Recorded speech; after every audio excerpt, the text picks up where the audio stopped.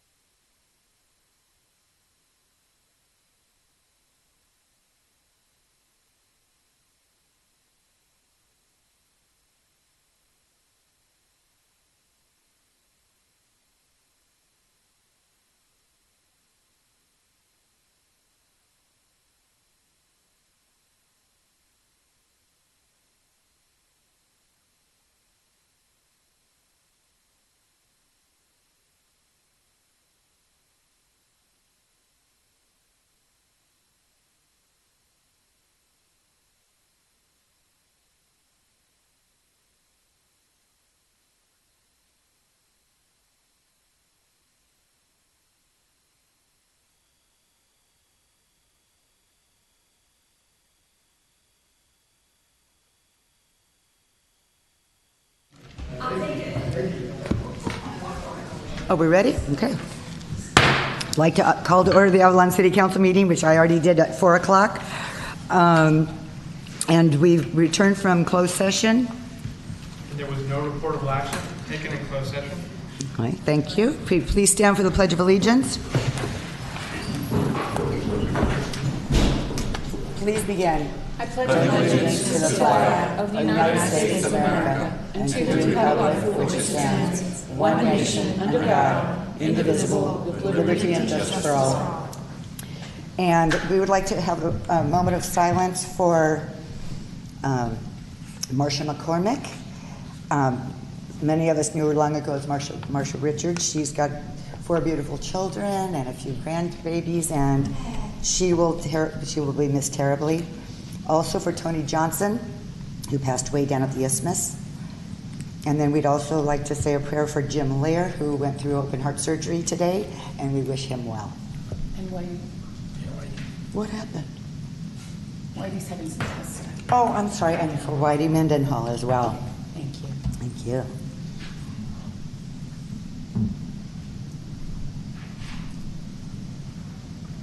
Please be seated. Okay, we have a presentation. We'll do roll call first. Oh, I'm sorry. That's okay. Councilmember Albers? Here. Councilmember Hernandez? Here. Councilmember Olson? Here. Mayor Pro Tem Cassidy? Here. Mayor Marshall? Here. Okay, this evening we are starting with a presentation with Eric O'Donnell from Townsend Public Affairs and Audra McDonald, and they'll be talking about existing grants and future grants. Welcome, Eric. Thank you.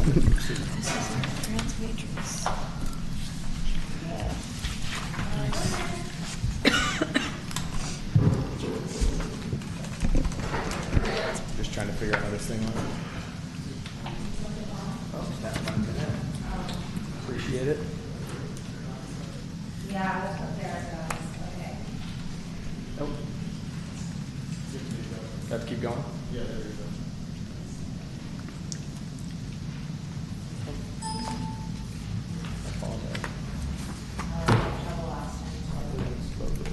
I just saw it.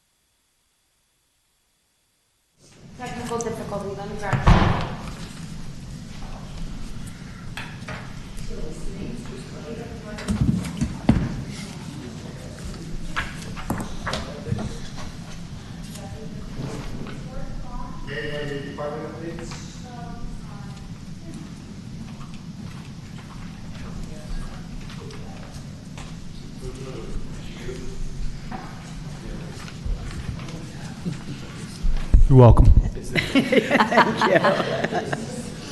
not mine, though. It's still not doing it. It's not mine. It's not yours. No. He just had it up there. I just I saw it. know, but I don't know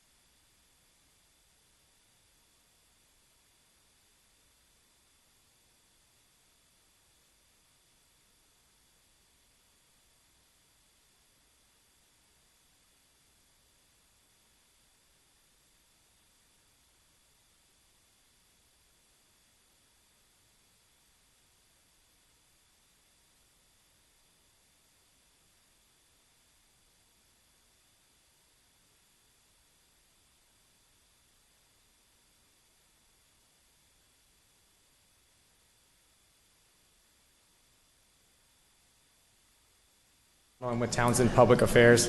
Tonight, I'm going to give a brief sort of legislative and grant funding recap of what we've been working on the past 6 months with the city. To start things off, on the state legislative session ended on August 31st. Any bill that did not pass by August 31st is now dead and needs to be reintroduced next year if it wants a chance.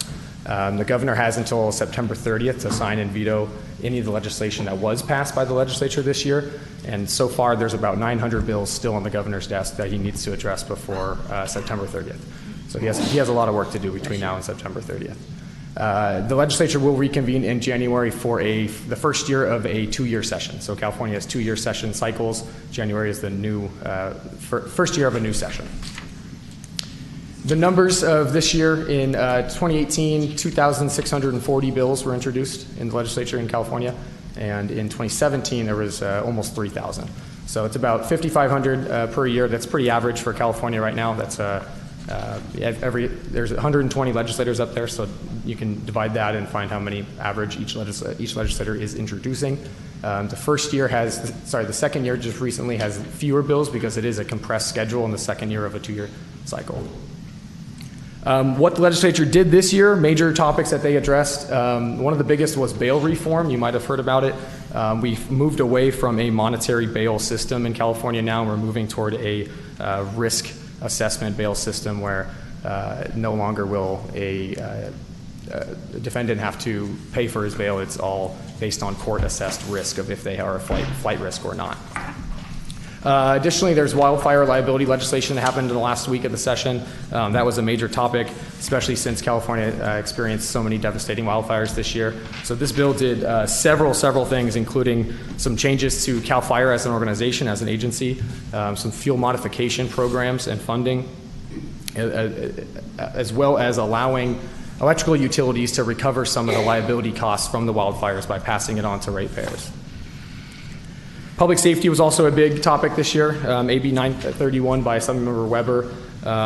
It did die toward the last week of session. However, I did want to mention it was a sort of social justice bill that tried to prevent officers from firing their sidearm without exhausting every single option there is and de-escalating the situation. So that's a direct result of several police brutality incidences in California, and that Assemblymember Shirley Weber is very interested in this kind of legislation, so I expect something like that will be back next year. AB 478 by Assembly Member Ting would require the disclosure of video and audio surveillance within 45 days from body-worn cameras if there is a critical incident involved. So that's something that police departments across the state will have to comply with from now on. That is on the governor's desk, and it is yet to be seen if he will sign that. Renewable energy goals, SB 100 by Senator De Leon. This has to do with changing California's renewable energy goals. So for the last several years, California has set pretty ambitious targets for renewable energy, the renewable portfolio standards most specifically. The 2020 goals of California were met in 2016, so 4 years earlier than they expected. So as a result, they've been more aggressive with their electrification mostly, but their renewable energy goals. So the new goal is now 100% renewable standard portfolio by 2045. And I did also want to mention that part of our contract does include legislative advocacy and analysis on any of these legislation or any legislation introduced in both the state and federal realm. So I did notice on the agenda tonight on, I think it was agenda item 5 or 6 from my memory, there are some bill positions that you will be taking. That's the kind of thing that we would absolutely weigh in on and help you guys out with a decision prior to going into council. So just wanted to let you know that that is something that we do provide as well. Moving on to quickly on the November 2018 election upcoming, all 80 assembly seats are up every 2 years. So currently the Democrats hold 55 assembly seats, which is one more than they need for a supermajority, which is important because that means they can pass any sort of tax or fee increases without votes from Republicans. And 20 out of 40 Senate seats are up, and Democrats currently hold 26 Senate seats, which is one less than they need for a supermajority. So that was as a result of Senator Josh Newman being recalled in the North Orange County area for his vote on the transportation taxes, SB1. He was successfully recalled and replaced with a Republican, which took away the Democrats' 2/3 supermajority. So obviously in November, they're going to be looking to get that back so they can have control over both chambers to pass whatever they would like. There's also a new administration going in. Governor Brown has concluded his 8 years as governor, and there will be a new administration with potentially new priorities coming in January when they're sworn in. Moving on to some grant funding items. Our work with the city has led us to successfully submit grant applications on behalf of the city.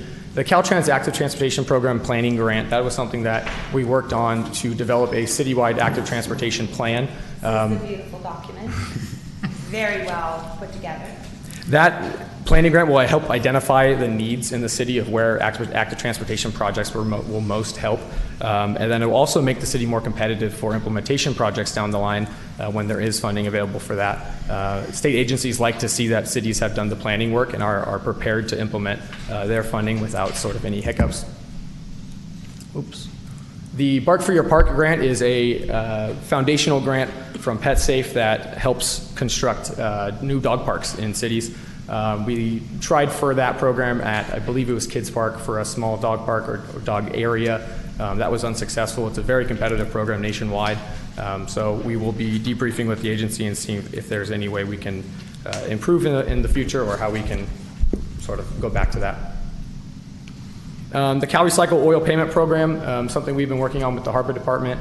Cal Recycle gives cities grants for used oil recycling and repayment.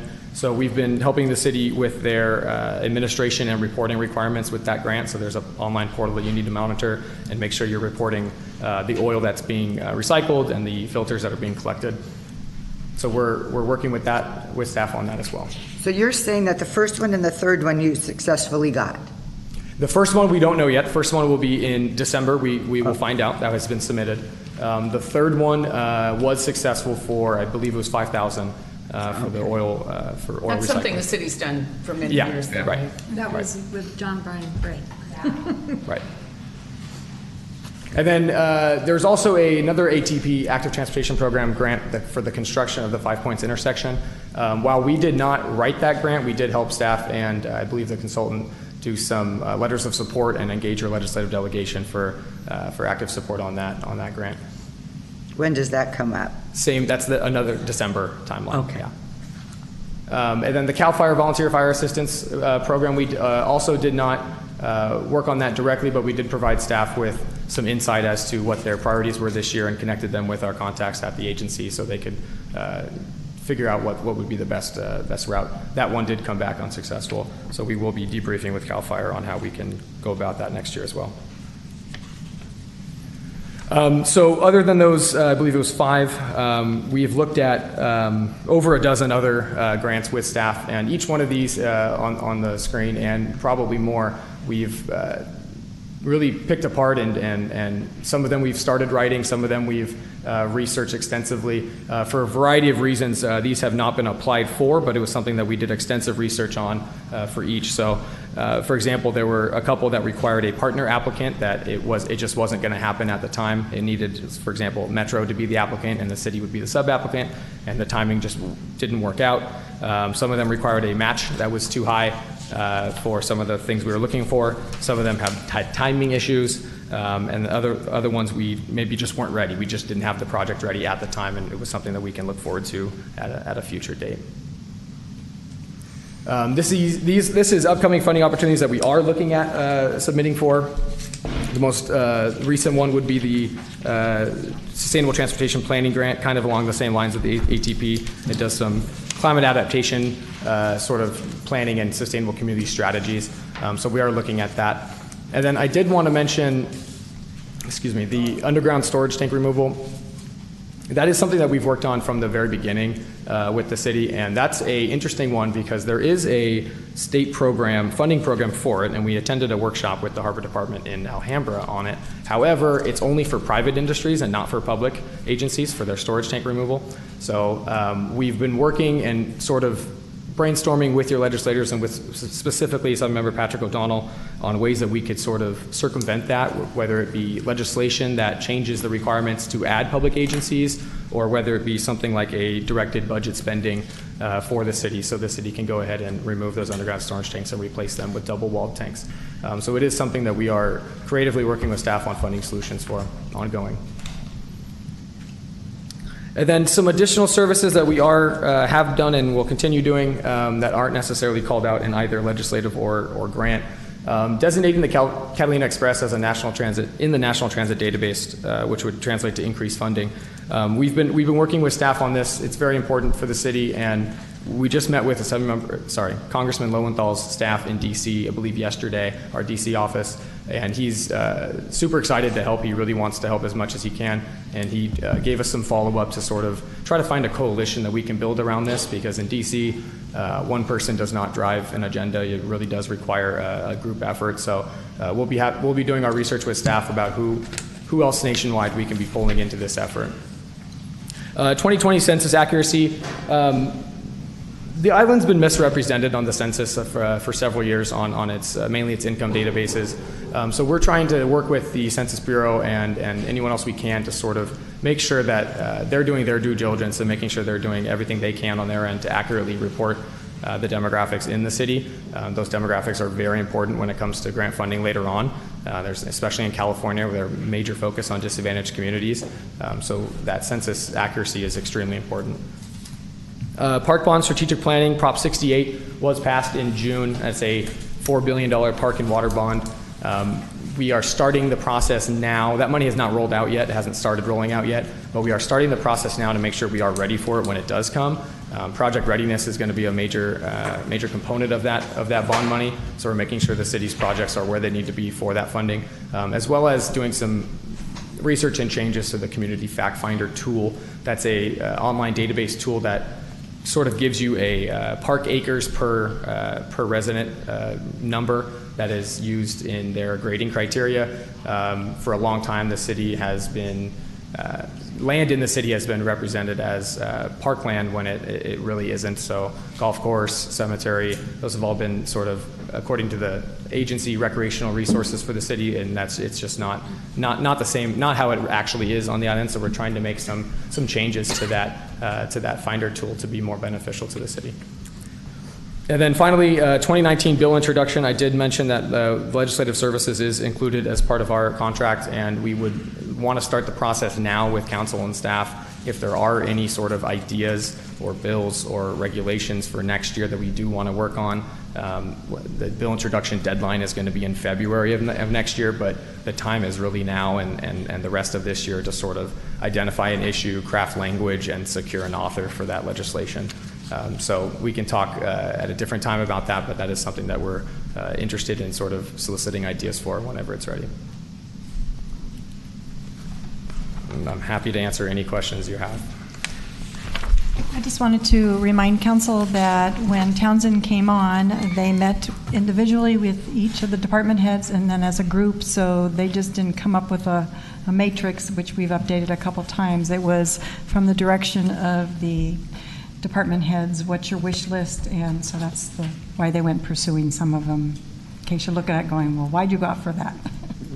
And so, I see the contract, so we've already used you for 1 year? 6 months. 6 months. Only 6 months, okay, I'm sorry.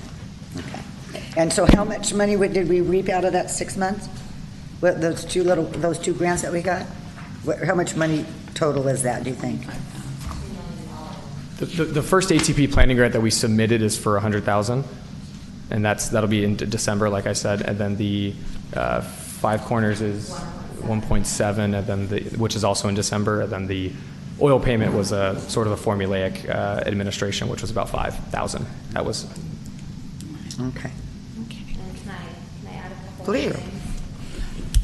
Having help at the DC level for things like the NTD, ferry inclusion, and just their wealth of knowledge in getting me connected with the right people to discuss the community fact finder at the state parks and these other things.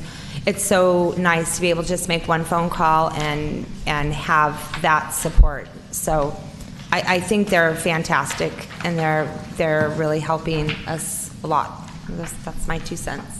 Great, thank you. I have a couple of comments. So I've spoken with Eric and Audra. It looks like you guys have a good working relationship. I'm all for having more connections to where the money's coming from, particularly and a knowledge of what's happening on the legislative thing. But I think the city manager's comment sort of underscores my feeling, and part of it's because I'm new, that I'm not really sure where the city council comes into helping set the policies and direction and priorities for where we're going to direct our resources. All right. I might have, any goals that, or any grants that city staff was looking for would have been from comments council had made or some prior direction. So if I didn't state that properly, Pam, Okay. it just isn't them going after No, whatever. and part of it So is the would nature be- of the beast. I mean, in order to make applications, you have to identify a project. There's sort of a chicken and an egg thing. But I think in terms of setting priorities, particularly where there's matching funds involved, I mean, you're indicating that you're making decisions about we're not going to go for that grant. And that kind of makes me feel like, well, wait a second. Where are we involved in that process? But are they making decisions not to go after grants? That was kind of the indication, and I get it. In the wide world of grants, some things are obviously not going to be applicable, but there are other things. So I wonder whether we might benefit from having a broader conversation before any decisions are made that sort of includes the city councils, so that things that we're particularly concerned about, because I really am concerned about the sedimentation and the erosion monies from Department of Boating and Waterways, as well as getting some sort of loan funds to do some interim shore protection so that we can get with the budgeting cycle for those grants rather than pulling money out of our decimated general fund. I mean, we really need to be scrappy and smart. And I think that requires more heads rather than less heads, looking at how we can best manage these funds. So I just wanted to make that kind of general observation. And then on the, I'm curious about any of the bills that the governor signed. Are there dollars attached to, like the renewable energy? Is that just a statement of we're all for it and we're going to do this by 2045, or is there actually money attached? There's no real money attached. No money attached yet. Okay. And then anything in terms of our buses? I mean, we're going to try to do something sustainable. It doesn't have to be electric, natural gas. So I can talk to you briefly about that. We did work together preliminarily to go after some FTA funds, and I said we can't be a direct recipient. They kind of thought maybe we could as we went through the process. Turns out we cannot be a direct recipient. So what I'm doing, which is not focused on this, is I was connected through Cindy's contact. Councilmember Busquiano connected me with the AQMD, and we're working on some Carl Moyer funds. They do have some electric technology buses. They're still going to cost us money. They're not going to be free. But my understanding is that the only real clean energy would be electric, because we don't have a CNG plant. I do believe that propane causes issues. The landfill has issues with, doing that. So I think either a hybrid, some kind of combination of, or all electric would be great. The BYD buses seem to be doing well for the Island Company. I've spoken with them. They have some great regeneration. One charge can get them to the Isthmus and back almost 3 times. What the problem is with what BYD is building right now is not really a transit bus, it's a coach. And it's designed to tour in. So, but there is conversations with Creative Bus and some other people that may be able to help. So it's definitely on my radar, because I'm not a fan of these buses at all. But I'm working on it. Okay. So, okay, yeah. I appreciate that. And then, Eric, is there anything happening in the legislative front to help with the problem of China saying they're not taking our recyclables? Can you repeat that? I'm sorry. China's pretty much said it's not taking recyclables, so... There was a bill that was passed that allows, so cities have a mandate of what they need to meet for the recycling. The bill that was just passed, and I need to double check if it was signed or not into law, but it basically gave CalRecycle the authority to relax their regulations based on the China sword policy, because a lot of, China's, I think, 70% of the recycle market of California, and when they change their standards, it affects, everything. So the legislature absolutely did address that this year by saying, don't blame these cities for China increasing their thresholds. Right. So a corollary to that is that we build up a fund for closure of the landfill based on a projection of how long the landfill is going to last. Right. And if we're not able to get rid of our recyclables, then the amount of time that we're going to be accumulating money is shrinking. Absolutely. So I think, hopefully you're keeping watch to see if there's anything it was on the mostly horizon that's going to help us with that. It was mostly on the enforcement side, because CalRecycle has the authority to fine cities who are not, doing that. Right. So I wouldn't expect them to start doing that anytime soon, especially with what's going on in China right now. Yeah, okay. And then, that was it? Thank you. Thank you very much. I appreciate the work you're doing. Any comments from the community? Okay. All right. Well, thank you very much for your presentation. And there's been a request that we take agenda item 3. Now, since Eric is going to get back on the boat this evening, if that's okay with council, his contract, the contract renewal. And well, Audrey, you presented, you prepared it, so you want to talk to it?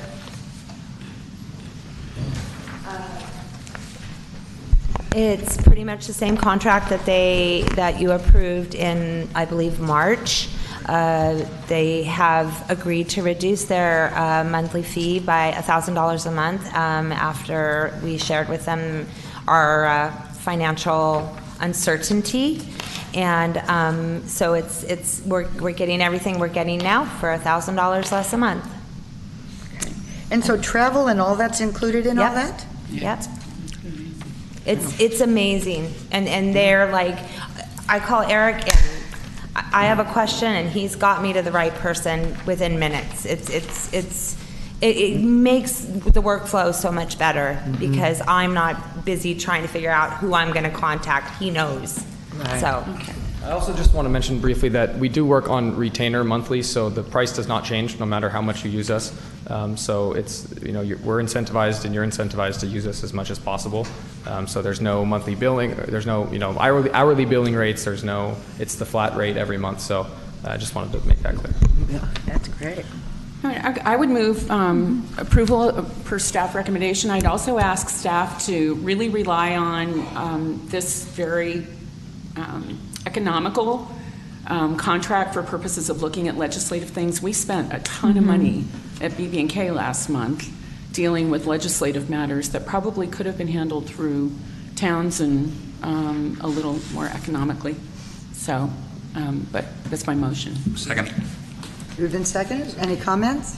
One last comment. I also, we met with Townsend while we were at the League of California Cities, and I had it on my council member notes, but one of the things that I mentioned to Eric that we're going to look into is this ongoing idea that I've had to extend rail from Long Beach to Avalon so that we can include and potentially go after funding for goods transfer from the mainland to the island. So that's another project that they're going to help us look into and designation. So that would reduce the barge costs potentially? Yeah. Great. Great. And let's call for the vote. All ayes? Great. Thank you very much, Eric, and thank you, Audra. Thank you. Okay, announcements and written communications. We have one piece of written communication that was asked to be read into the record, and that will be read by our newly deputized city clerk. Congratulations. What? Deputy city clerk. Oh. I'd like to read into record a letter that the city received today regarding item number 8 on tonight's agenda. I have 2 requests to be considered for bonds. Number 1, parking has always been an issue for the new bonds, so I suggest employees either walk to work or park away from the store. I know parking on Sumner is under consideration, and that too will help. Number 2, because entry to the market is limited to Sumner, a magnetic strip needs to be installed to stop carts from leaving the Vaughn's parking area. This would be much more successful than the current failed system due to the limited entry/exit to the facility. Signed, Chuck Martin. Oh, great. Yeah. Okay. Department head reports. Good evening. Bob Greenlaw, Director of Public Works. I have 5 quick items to talk about. So we're out to bid this week with Mole Phase 1. Good news that all permits were received last week. So Coastal Commission approved our permit, and then we had the Army Corps already in hand, and then the Regional Water Quality Control Board cert, which accompanies the Army Corps permit, was received last week too. So we're full ahead go on that project. If you're out at the mole, you'll see some work occurring out there by Float 1, the fire hydrant. At the base of it, it had some problems, so we're working on that to get that repaired by Thursday, since we have a busy weekend as usual coming up. So the saltwater hydrant out there, we're working, that's Public Works and ES doing that together. We're out to bid next week with a lift station repair on that project. And the Beacon Hill stair lift construction document modification is to CDBG for approval. New bid opening date is October 11th, 2018. And Five Corners project will have a public workshop on October 10th, so we invite everybody in the community to that. That'll be right here in the council chambers. The doors open at 5:30. We'll have exhibits all around the walls here. Staff will be available with our consultants to talk to everybody that would come and show up. I'm sorry. When is that? Can you repeat that? And what is that? I missed the For first. the Five Corners. Oh, the Five Corners. I didn't say the Five Corners project? I just didn't hear it. I I'm did? sure you did. Oh, I'm sorry, I'm going fast. You are, when is that date? That is October 10th. My It's birthday. a Wednesday. I'll bring cakes for you. Okay, and there'll be plenty of public outreach on that too. So this is our public workshop that, and then we'll meet with other stakeholders too. We've had a whole round of stakeholder meetings already. And so this is the time when... I'm sorry, Bob, just for the benefit of the public, how much money is involved in that, and where are we in that project? Okay, so let me read you what the blurb's going out to Okay, public. thank So you. Now that they're listening live here. Okay, the City of Avalon's Five Corner Comprehensive Pedestrian Project is currently a $2.221 million Metro grant funded project, and we asked for or put an ATP grant in for another $1.7 million, and that adds a lot of other embellishments to it and would fund the project 100%. Okay, so that's what we do. We had a match when we had Metro. So proposing a complete streets design improvements to the intersection of Tremont Street, Avalon Canyon Road, Country Club Drive, and Sumner Avenue. The project goals provide safer transportation access along Tremont Street and through Five Corners for pedestrians, bicyclists, motorists, transit riders of all ages and abilities. The improvements include new sidewalks, safer crossings, comfortable and accessible public transit stops, traffic calming, landscape beautification, and wayfinding. And so all of those things wrapped up into one. And also we already presented to council the 2 mini roundabout concepts, and that's what right now we're coming into the workshop with, and we're looking for input on that. We also, I don't have the website address, but on our city webpage, we are building a website so that anything that we do, you can go to that website and you should have a hyperlink for whatever workshop or stakeholder meeting or whatever information we have out there. And so you should be able to get access to that without even having to come in here, okay? So we want to make sure that everybody is a part of the development of that project, because it is a large project that will change some things at this intersection for the better, okay? So that's coming up. And so after that 5:30, 6 o'clock is when we make the presentation, and then we'll be here for that 6 o'clock to 7. Presentation is about half an hour and with our consultants, and then I'll build upon where we were when we presented to council, and then we'll be after the meeting again available for comments. So kind of that complete workshop where you can ask questions, get information, and ask additional questions, okay? And then whatever the results are, we'll post on the website. Any questions? I have 2. One comment, one question. You sparked another reminder, just that I want to share with the rest of the council, that also in the conversation that I had with Townsend was to look to see if there's any additional active transportation funding that we could maybe go after for that Beacon and Sumner intersection, since that's obviously going to be a financial stretch for us. So that was my comment. Okay. And then my question is, can you give to whatever extent you can you give a briefing on what happened at the mole Saturday morning and what the... So Saturday morning, 2 things happened. One was that saltwater leak. Okay. We don't know if it was due to the surge and pushing a 4-ton rock. I mean, it was a pretty big surge. And you know, the fire hydrant sits in the middle of those rocks with a riser there.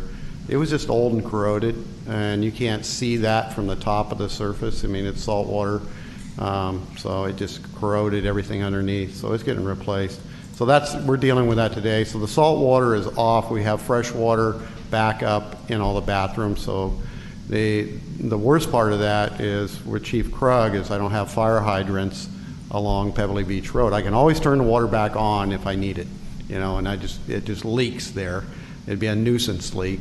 And then also our backup to fill our reservoirs, a redundancy if we lose both pumps at the booster station at Catherine.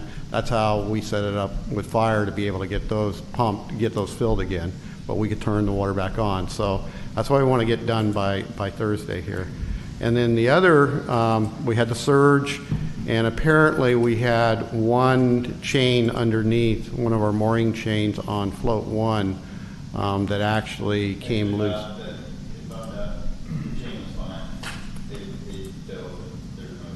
I think they adjusted it, though, the latest information. They made some adjustments, okay? So there was that. But then apparently I think that float moved about 12 feet, okay? So that's a concern. And then so harbor maintenance staff were out there both that day, but especially on Monday, tightening up all the inside chains. Looks like we have to do something with that one ramp on at float 1. It needs to be shortened up, so we'll do that when we have the ability to do that, because it did knock the railing off and the cleat, because it's a little bit long. It's kind of odd. You never really notice it until you get up there and you look at that one, and it's sticking out 5 feet longer toward the edge of the float than the others, just the way that the ramp sets up and you go in that angle. So we need to make some adjustments to that. Okay, great. So that's what happened there. Okay, thank you. Thank you. Chief Krug. Good evening, Mayor, Council, City staff. Just really quickly, I wanted to tell you about this Thursday, September 20th, is going to be a nationwide test of what's referred to as IPAWS. And IPAWS is the Integrated Public Alert and Warning System. So this is the next phase of the emergency alert system I'm sure you're all familiar with from years and years of radio and television emergency notification. And what this is going to be is the first time that FEMA at the federal level has tested a nationwide wireless emergency alert system. So on Thursday, September 20th, this Thursday at 11:18, in conjunction with cell phone providers, they're going to send out a test message nationwide. It'll be very similar to Code Red. The big difference with this system is there's no sign up. They work in conjunction with cell phone providers because nationwide agencies and communities have difficulty getting everyone to sign up to their local emergency notification. So that'll come out. You should just receive an alert that it's just a test and there won't be any action required, and it'll come through on your cell phone and it'll sound different. If you've ever received an Amber Alert on your phone, it comes through with a much different signal, so you should receive that. There's nothing to be alarmed about on Thursday the 20th at 11:18. Perfect. And with that, any questions for me? Questions? No. Thank you. All right, thank you.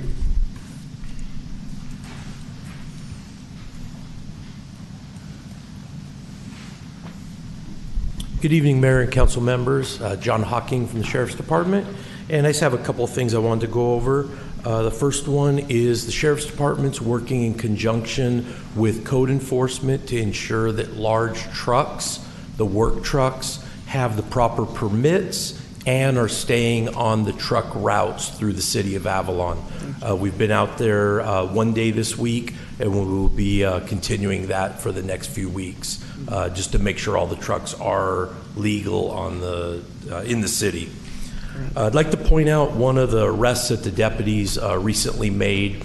We had two people walking up Sumner towards Five Corners, and one of them decided it'd be a good idea to jump in a golf cart and see if their car key from the mainland would work.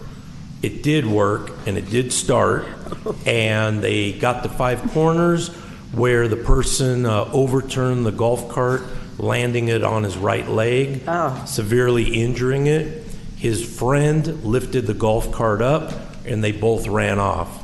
When the deputies got there, there was nobody there, but there was a witness that saw him run up the hill towards Holiday Inn.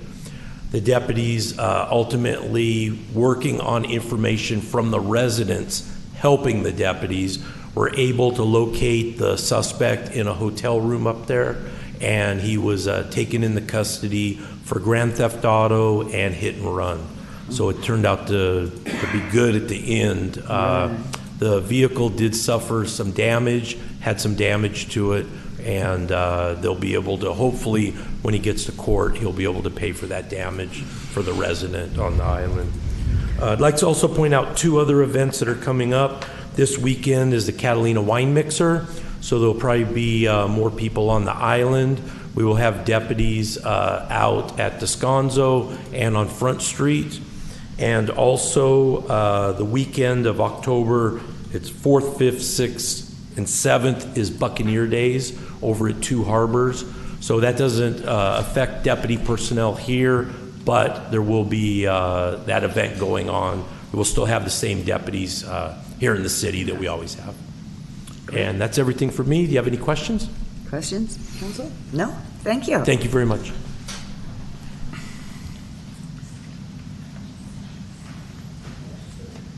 Hi, Council. Update on our 4 large projects. The Zangray is starting on the exterior of the north building, so they're proceeding really well. The Trailhead is beginning installation of their kitchen equipment, interior flooring, exterior stucco, and you will start to see the exterior scaffolding coming down. Vons is beginning installation of their refrigeration equipment and their windows. You will see a shutdown on Beacon on Thursday. We've given them permission to close Beacon temporarily while they bring in some equipment to load in the rooftop equipment at the store. How did that work with that other closure? That They'll have traffic control, and you'll be able, either, if the road's completely closed, you'll be able to have to detour around. But it worked pretty well last week or whenever you had that. Oh, okay. The Atwater is currently working on the foundation for the elevator. The window installation is continuing, and the interior systems, the mechanical, electrical, and plumbing are at about 70%. I have been working with Louise with the Island Company, and they are proposing some coming soon banners, nice artwork for those giant black screens that are currently on the building. So you should be seeing those come up in the next few weeks. I attended this morning the last of the 4-part climate action workshops provided by Nancy Pfeiffer and her team at COG. Working with ESA and the Institute of Local Government and other experts in the field, they've created a climate action plan framework that includes toolkits, regional databases, guidelines for creating a climate action plan, and a toolkit for public engagement. The COG team has created quite a comprehensive toolkit of things that cities can use to customize and implement their own climate action plan. One of the toolkits is about creating a climate change hazard plan. This relates not to just sea level rise, which we are currently working on, but also on increased wildfire exposure, increase in the number of dangerously hot days, and drought, which we are all very familiar with. All things that we're going to have to address. SB 379 requires all cities to update their safety element in their general plan by 2022 to address their climate change hazards, or how you're going to adopt policies for those. So that's all I have. Any questions for me? I have one question. Okay. Rumor has it. So if you can... I think Adele sings that. There's rumors there may be a restaurant up at the Zangray? No. They are putting in a kitchen. It always had a small kitchen for use for their conference room. They are not opening a restaurant. Oh, okay. Thank you. Amanda, I have a quick question. Yes, ma'am. Just sort of a planning permit question. At the construction project for the Atwater, where on the Sumner side of the road where the scaffolding is, and it ends at the base of the crosswalk that goes across and then goes up to the county buildings. Okay. The driveway, okay. Right.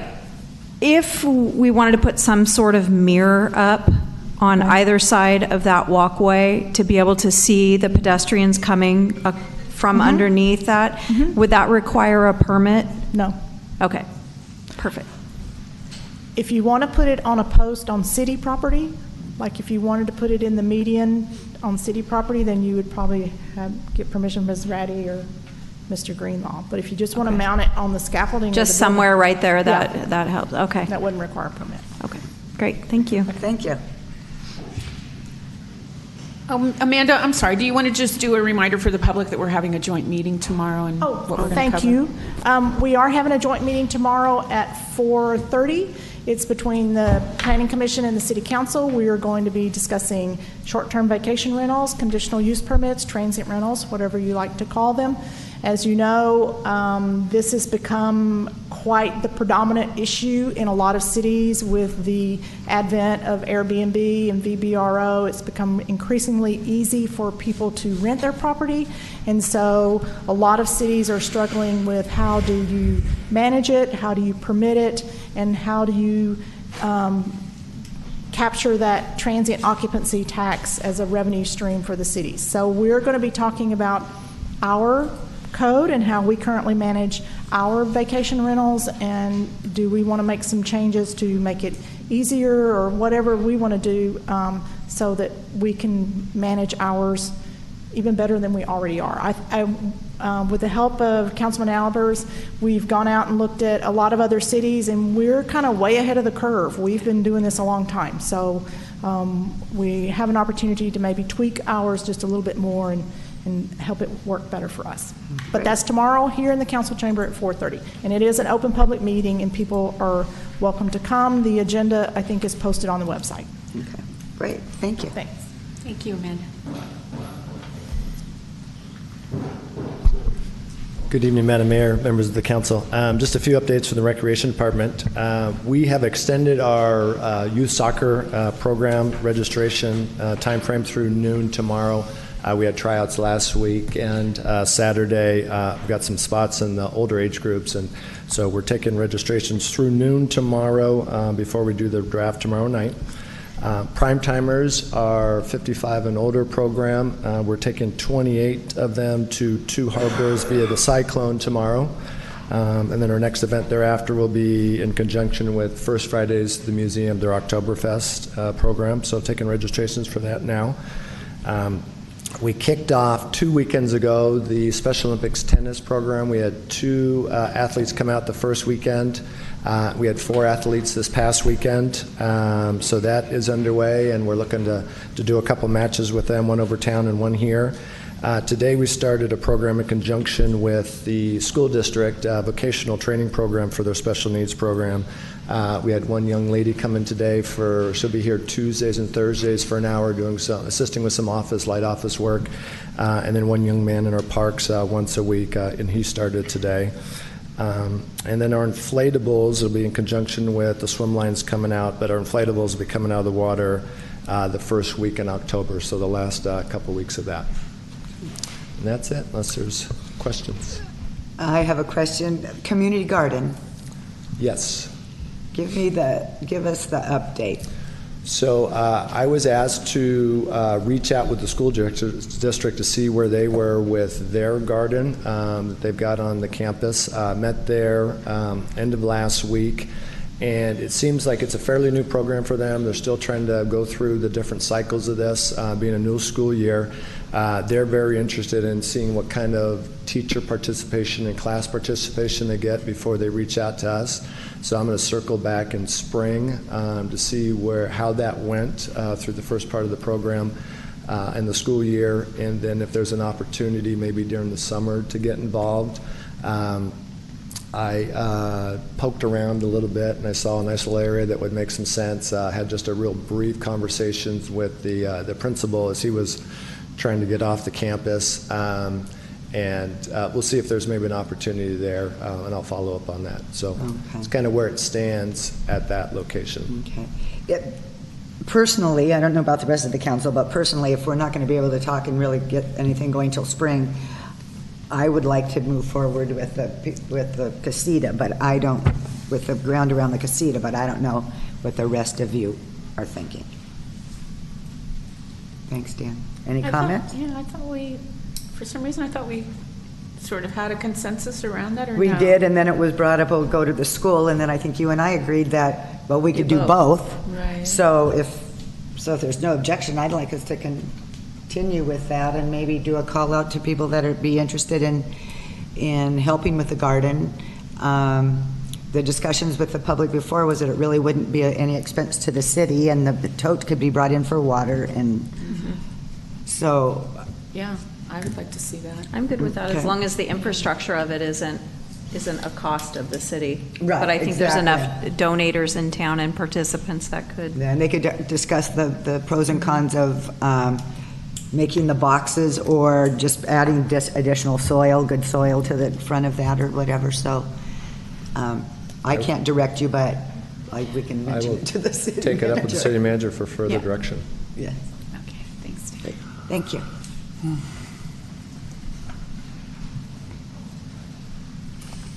Evening. Matt Baker, Senior Accountant, speaking here on behalf of the Finance Department. Just want to let you guys know I got off the phone with our financial auditors this afternoon. We're still on track to have audited numbers by either late September or the first week of October.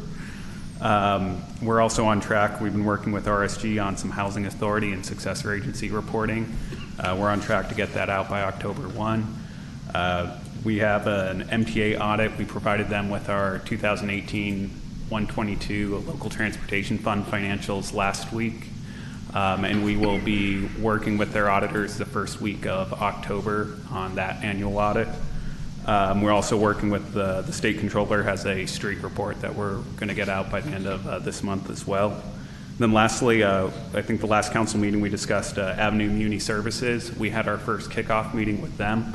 The city is going to be providing them with the data they need to do their analytics this week, and we should have. Whom? I'm sorry, I missed that one. I'm sorry. The Avenue Muni Services is the firm we hired to do the TOT audit of the hotels. Right. Okay.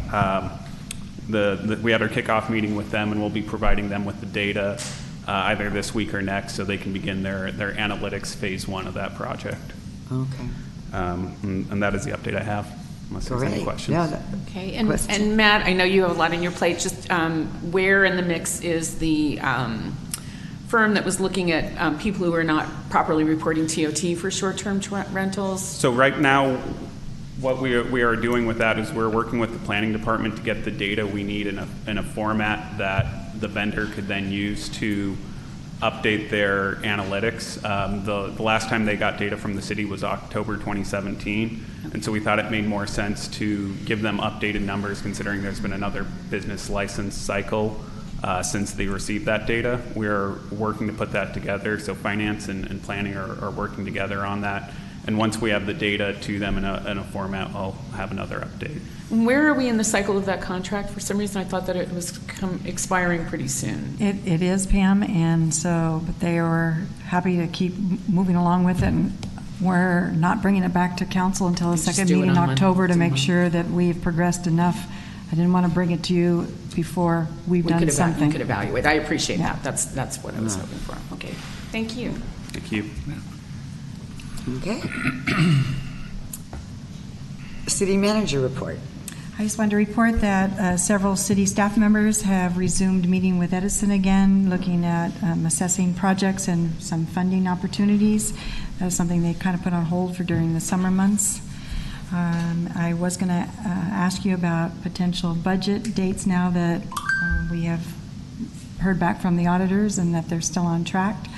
And so I was thinking about a budget study session, maybe the day of our council meeting, the second meeting, which I believe is October 16th. One of the dates I'd thrown out to you guys near the beginning of October didn't work for several of October 8th is a no. That's correct, it is Okay. no. So I was wondering if October 16th in the morning for a couple hours or on Monday. It's okay with me, but I'll send you an email so you can respond. Was I the only one who was not able to do the October 8th? No. Okay. I think there's a few. And So October 16th Like at what 10 time? to 12, something like that. Like 10 to 12 time frame. Are you better with 10 instead of 9? That's Well, I fine. am, but. Okay. But if you guys want 9, I can get up a little early. I'll send you an email so you can respond. Okay. And then I'm retired, remember? Like several of the other council members, I attended the League of California Cities, and there was some very beneficial breakout sessions, and I was happy for that opportunity that the city provided to me. And next on this Thursday, September 20th, we do have slated to have a council policy guidelines meeting from 9 to 11. There are 2 council members that are leaving at 11, so we won't go long. It's 9 to 11, the policy meeting, huh? Yes, ma'am. Oh, okay. That was at your I request. have it at 10. I know. I had it at 10 too, so. Okay. You requested that an hour early, Annie. Okay. And that's what we posted. I'll start getting up early. Oh my gosh, all these yellow. Okay. And that's it? City manager? Okay. Okay, and city attorney? Just a note, I will be attending the Contract Cities Association Fall Conference on October 4th, 5th, and 6th, and so I will bring the materials back and provide them and make them available to the city. There's some topics that may be applicable to Avalon, so I'll just make an extra copy of them. Great, thank you. Council member report. I'll start. I had the pleasure and honor of being a judge in the 60th Annual Art Festival. I had served on the board for several years, and Laura DeMille has taken over, and there are many old and new board members who are really doing a fabulous job. And one of the things I just wanted to compliment the community on was how many local artists there were, both continuing and new. Patrick Felt it was his first show, and he won one of the awards, so It was really exciting. And there was a fabulous exhibit from the school that Julie, the new art teacher there, had put together that was really exciting too. So that was a great event, and I think the Women's Wine Festival looked like it was well attended, so good for all of those groups. I also went to the League of Cities, and the highlight of that was attending a seminar on cannabis regulations, and Lori Axios, who is the head of the state management. I went up with my card, because you recall that they're proposing to adopt regulations that say you can't move cannabis by boat or air. And I showed her the picture on the back of our card of the island, and she went, "Oh, you Avalon people!" So we're on their radar, and they'll be reaching out to BB&K to work through some legislative language. So that was good. All right, and that's it. I didn't get to go to the wine festival. I didn't get to go to the art festival because I was over town because it was the twins' 5th birthday. So I get to spend 4.5 hours at Chuck E. Cheese. But I also attended the League of California Cities, and it was a very informative 3-day session.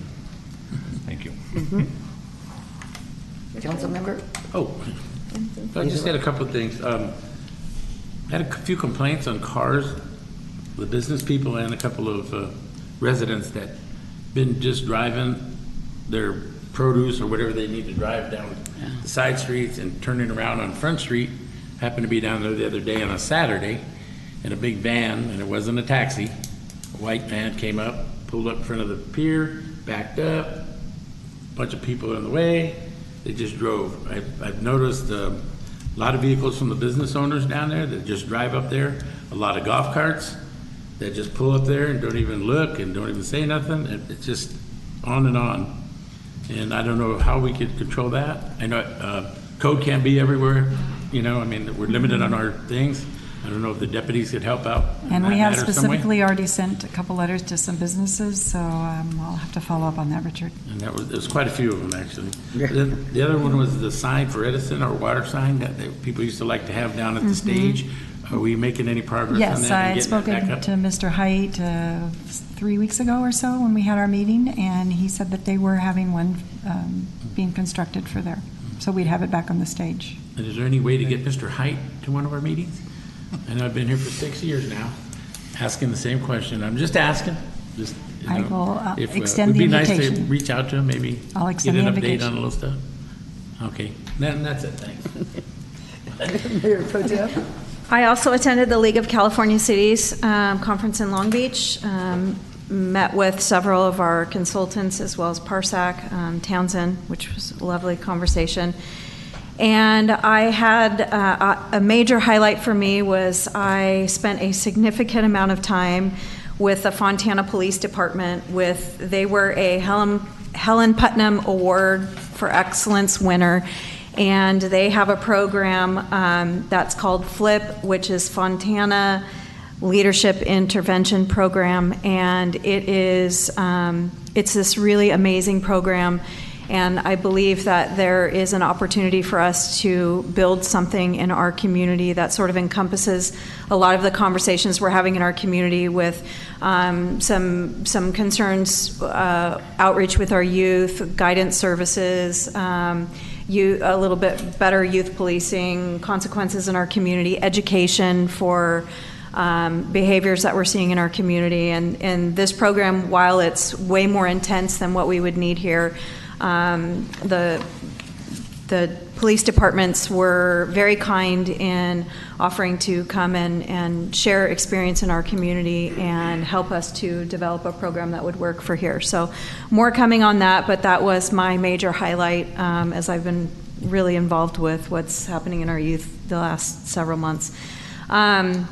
Another notable conversation was as we've been talking more and more about the Census 2020, I met with several of my colleagues on the mainland, all of which are having the same issues in their communities about concerns with the consensus, getting out into the communities, getting the educational components out there. How do we really explain and communicate the importance of this to our communities? And so one of the things I wanted to ask of the council is I think now's the time, obviously not tonight's meeting, but now's the time for us to put together a community action group who's really going to spearhead the census for us in 2020, because there is going to be, it's not a matter of just going out and trying to tell people to take the census. There's a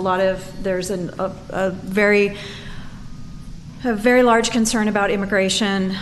There's an immigration question coming on the census that's created a lot of concern. So I would like to see something come back to the council to put together a sort of a community action group that we'll then also have members that will be working on the census as well to participate in and start this process now. After attending Gateway City's Council of Government meeting on September 5th, the Metro gave a really great update for what's called the New Blue project. It was a presentation by Metro staff. As I've mentioned a few times, the Blue Line, which is Metro's oldest light rail line, will see closures from January 2019 through September 2019, and this will impact many of us from the island who use the Blue Line to go to downtown LA for travel or other various places. Southbound lines will close from January to May, and the northbounds will close from May to September. But there will be bus service. However, it's going to be a little bit slower than what we normally expect using that service. It is a $350 million complete rehab of all stations and some railing parts, signage, and whatnot. I have left information here at City Hall with Dudley at the front desk, and you can also find information online at metro.net/New Blue. But what they're proposing is absolutely exceptional, and it's really exciting that this is going to be happening. So I think that's all I have. Very good. Okay. I attended the League conference also. And a lot of the stuff that I took away, I've put in everybody's basket or set on top of their desk. So I don't think I left one department untouched. Even code enforcement got little business card holders. That's the only thing I could find for them. But anyway, there was information on everybody's desk from lights to nothing on trash cans, nothing on swimming pools, but there was a lot of good stuff. So I've disseminated that information. And then I would like to, and I ask that we put on the agenda to discuss what, if anything, we want to do about homelessness in Avalon for the limited number of people we have. Okay, and that just reminds me, because I did some work on this today. I forgot. Okay. So the county just approved the allotment of $12 million to cities. But unfortunately, it looks like we missed submitting a homelessness plan. So I've talked with Audra about reaching out to the county to see whether we can still get funds to do the plan. Because unless you have a plan, the only bucket of money is $1 million private foundation money, not the other $11 million. That's something that my commission, the county commission that I'm on, has been working on. Okay. So hopefully the connections that I have there might be able to help with that. My concern is winter's coming, and if in fact we want to address it at all, and even if, I guess even more in detail, if we decide we wanted to move forward in any way to find out what kind of help people even think they need, and coming up. So anyway, so I guess if we have to put it on the agenda to see how we might want to proceed, or if we want to proceed at all. Yeah. Prior to funding. I see what you're saying. Right. Yeah. Well, it seems like we definitely would want to have the community church at the table for some discussions too. Oh, right. But again, I want to know we can help assist them. Right. I guess the question is, though, do we want to put any of our staff effort and time into this going forward? Well, I think the first thing that we could do is we could ask city manager if she would allow us to have Jordan Monroe come back and talk to the council and give a briefing on the work that we've already done. We don't have and had not submitted a homeless plan because when our predecessor, Michael Ponce, was on the council, he had just entered into the Gateway COG and started attending those meetings, which was after the homelessness plan was put together. So, but we did, Jordan was instrumental in putting together a group that has all sorts of resources that came to the city, shared the resources, and PATH was here, LA County. So it'd be really good to get an update on what we already have done, and that would help us to determine where we want to go. And the COG homeless, that was a strategic initiative that they did. The homelessness plans were actually drafted in 2017. There was a funding cycle where there was money available in August, and then the county made additional monies available in October, and we just missed out on it. there's a lot going on. We missed out on it. But that's why I think that going forward, hopefully we can access that to do the plan and then also to access those monies. Because my concern too is for people who are housing insecure. I mean, that's really a major problem here, in addition to homelessness. Yeah. So, not so much in the winter, but yeah. Okay, that's all I had. Okay. Oral communication, this is an opportunity for people in the public to speak on items that are not on the agenda. You will be limited to 3 minutes and no action will be taken.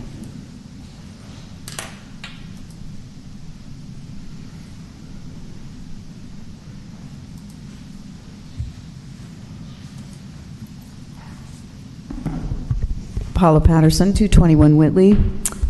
And there were a couple of things I wanted to bring up. I wanted to know that if the developers' fees, if anything had happened about a meeting was to be held by local stakeholders to discuss fees, and has that happened? And if it does happen, will it be noticed and open to the public? Yes. Mr. Greenlaw, do you know about that? Okay. So the stakeholder meetings are, and the first set of them are to meet with the individual stakeholders in a setting where they can freely talk about what the report is and what it means, okay? And then what we'll do is we'll publicly share that information as we come in, and we'll modify the report. So we'll modify the development impact fee report by the comments that we receive.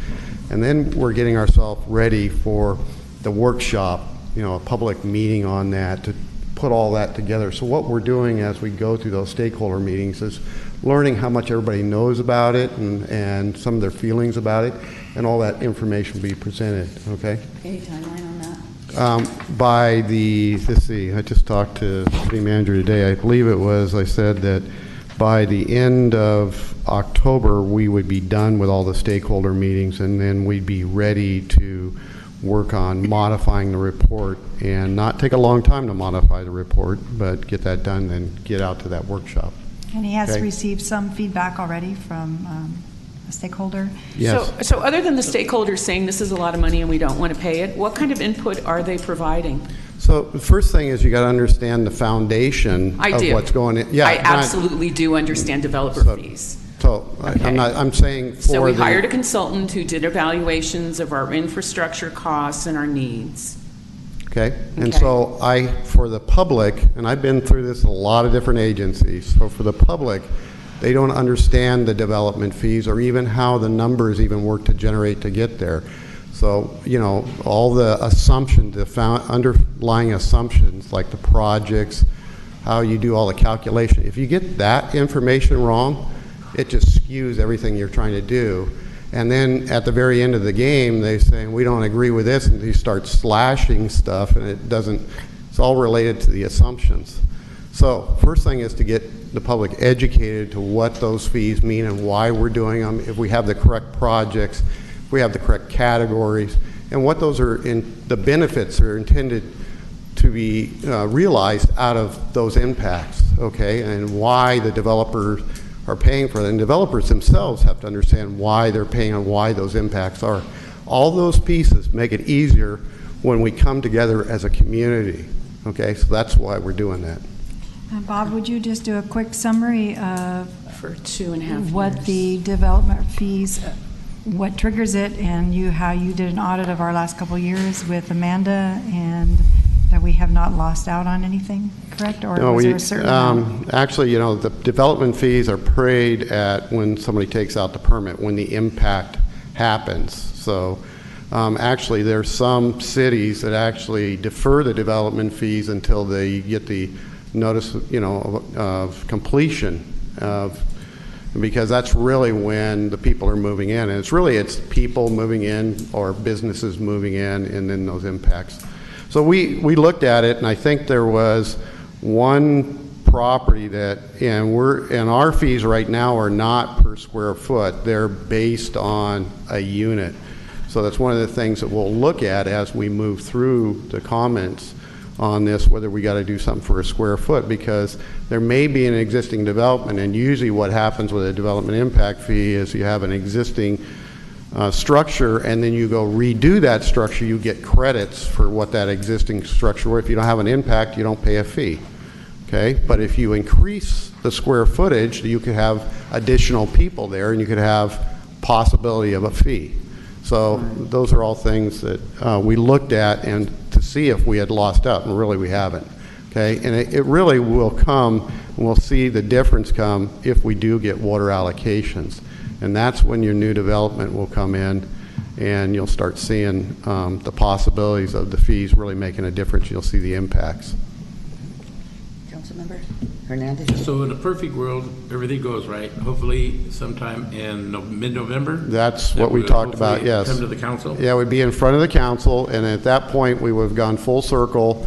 You would have, hopefully, an educated public ready to speak their issues, and I also would be able to deliver to you, this is what we heard from the public, and here's the issues that you would need to address. So that would be all in front of you, so that when you heard public comments, you know, that you also could prepare yourself for that, and that hopefully that will shorten the process. Okay? And then they have to go like first reading and second reading and that kind of process as well, the approval process. Yeah, well, it's not an ordinance, but there's a whole long procedure, multiple hearings. No, I mean, so the fact that he says maybe mid-November. That's, yeah. But then there's. That's, I think, for the study session. Right, and so then there's the approval time. Yes. Okay, so you're looking after the first of the year. So I can share with you next department head update what the calendar, the schedule would be. Okay, so just roughly. Okay. Okay, thank you. Ding dong, your 3 minutes are up. Yeah, I stopped. I was waiting for that. Come on. So I also wanted to say I'm really pleased that the city council, thank you so much for passing the law about plastics in our town. But I was going to ask you if you could bring your influence to bear on the new Vons or the old Vons now about what they're calling now the multi-use plastic bags. I have visited so many Vons in the last month or so over town, and the bags they're giving out are paper. I just don't understand it, and I've spoken to the manager. I don't know what that is, but I mean, you guys have some influence to bear on them, and considering our landfill situation, I think it'd be really helpful. They're just overwhelming. I watch it all day. Well, I don't watch it all day, but at the store, it's really amazing. And then a couple of city council meetings ago, Councilman Albers asked about having a discussion amongst the council about permitted parking. And I don't know. I just think considering the parking situation, the traffic situation, I mean, I'm hoping that can sometime come up for discussion for our town. And then I just had to bring a little levity tonight. I've been perusing this book about D.M. Rinton, who was so influential on what happened to our island, and I just wanted to share with you two excerpts that I thought were really great. 1927, this is from the appendices. It's 1927, September. D.M. Rinton is involved in building a groin and a jetty to the municipal beaches to retain sand and add sands to beach. I thought that was pretty good. And then the other one I thought Mr. Greenmont might appreciate is 1919, Avalon runs out of fresh water on 4th of July weekend and D.M. orders barges. I thought that was pretty good. And then the other one that I thought was kind of interesting was 1919 August, city sewer was overflowing and DM worked out a temporary solution. So the more things change, the more they stay the same, huh? Thank you. You know, we did talk about those bags a little bit. Did we talk about writing a letter to Vons? You know, I sat in on the sustainability group that the Conservancy, USC, and the camps, Jordan was there, and it occurred to me that we kind of really have a number of sustainability issues that it would be good to bring to Vons. Like, I'm really hoping they're going to have bins, that we can cut down on the amount of packaging so that people can bring in containers for rice or beans or, you know, that kind of commodities and those kind of things.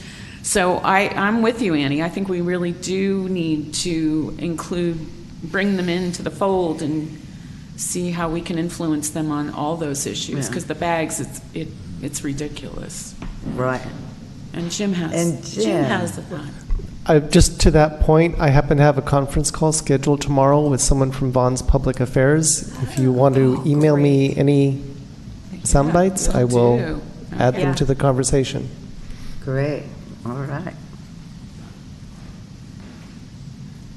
Okay. Anyone else? Public comment?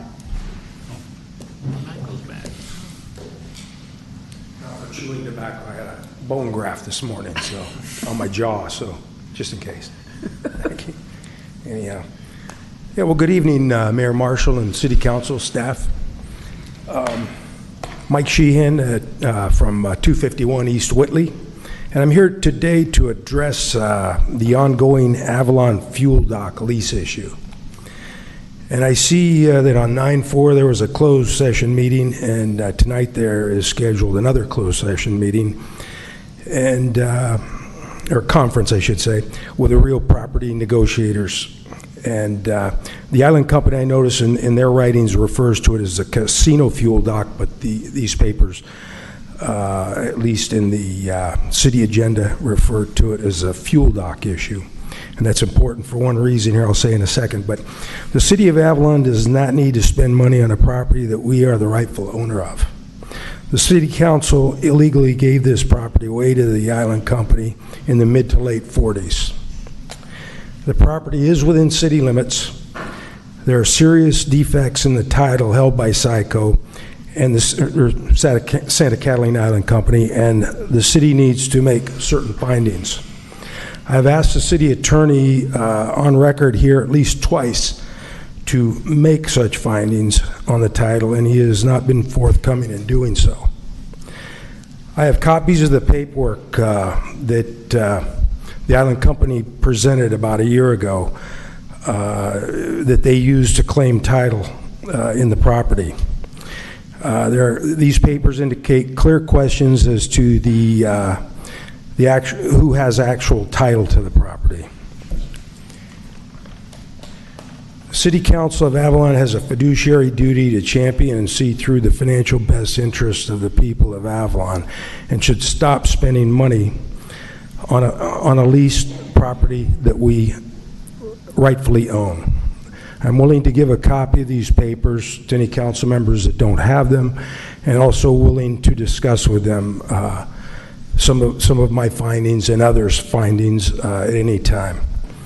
I have a Freedom of Information request in hand that I'd like to present, and basically what I'm looking for is all records pertaining to all monies the city of Avalon has ever paid in rent and or leases for the property known as the Avalon Fuel Dock. And again, the Island Company has referred to it as a casino fuel dock. So if I could. Okay. And that's all I have to say for now. One other note to the clerk, though. Written transcripts of this section, do I get those through you? Yeah, that's fine. Okay, thank you very much. We don't prepare Appreciate written it. transcripts, we have a CD. Say again? We don't have written transcripts, we have a CD prepared. So, Okay, Mr. great. Sheehan, you can go online and on the city website and Okay, and thank- watch the video to replay. No, but I'd like a copy of something. Oh, you mean just make a video? Dudley at the front desk can burn you a copy of the disc that would have. Who can again? Dudley. Okay, great. Is that the front desk? Yes. Mhm. Thanks He very can burn a much. copy of that. Okay, good evening. Yeah, thank you. Any others? Okay, no more oral communication. We will go to the consent calendar. We have 5 items this evening on the consent calendar. The first one is minutes from the September 14th meeting. There was warrants for a total of $844,107. Number 3 is that already been voted on. Number 4 is authorize the purchase of a sanitary sewage pump to be available to put inventory for $31,500, not to exceed. And I just wanted noted that the sewer fund that is in the agenda is incorrect, so I'm going to correct it for the record. It's Sewer Fund 108256521.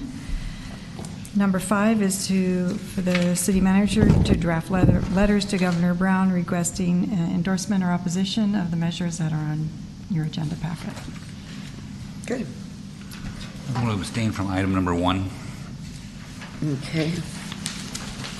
And item number 5 was on consent as well, right? I'd like to pull item number 5. I'll make a motion on items 1, 2, and 4. Second. I'm sorry, a motion to approve. Yeah. Any further comments? Call for the vote. Sorry, Richard. All ayes. Thank you. So I'm sure all of you read these assembly bills and Senate bills.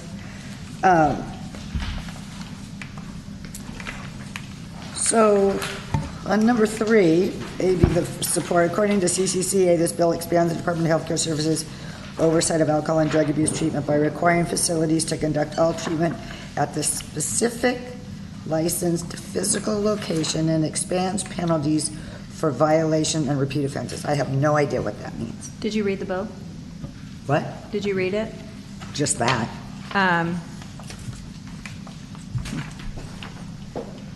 Yes? What? Well, one of the things I will say is that I also cross-referenced these with the League of California Cities, and they're in line with the request of the League of California Cities has also stated their position on each one of these bills. But what does it mean? At the specific licensed physical location and expands penalties for violation and repeat offenses. So what this means is, and I came across this with my work for another client. I have not read the bill, but what was explained to us was that if you are a licensed facility for instance, drug abuse, that you have to give the treatment there, whatever treatment it is there. You can't go to a halfway house or a park. It's got to be at that facility. Okay, so in our case, we're trying to get mental health services and drug and alcohol services here, and we're trying to find any location possible in which they can meet. Because we don't have a facility and they don't have a facility here. So what does that do to us? I mean, we're looking for, this is treatment facilities. We don't actually have treatment facilities on the island. So this is if we had a treatment facility on the island. Okay, so a treatment facility doesn't mean you go and talk to a counselor. No. A treatment facility is a facility. You check yourself in, or Okay. you do an Right. outpatient program where Okay. you go to that particular facility daily, for your outpatient. Okay. And then on the Senate Bill 4, street vendors. That one's already been signed. This has already been signed. Oh, okay. Okay. Yeah, Oh, I'm that was sorry. signed today. That Oh, one okay, was signed. I was actually Okay. going to ask for, that next meeting, we have just sort of an update on what it means and what we will be doing in relationship to that. Okay. All right. Then I make a motion to approve item number 5. And I'll just say, Oh. because we belong to contract cities, and the city council members, but I wasn't sure if staff had gotten the alert asking us to, to take some action. Devin was very quick to respond and did this very quickly, which was great, and I appreciate that. Okay. Second. Moved to second. No further comment. Call for the vote. All ayes. Trash cans. Item number 6.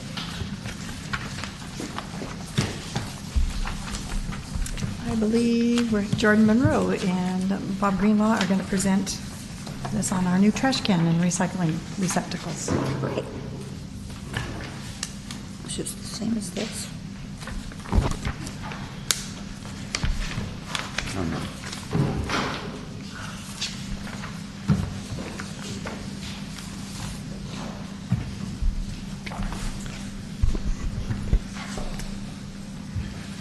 We're waiting for Cindy. Are we ready to go? We ready? No, Cindy, where's Cindy?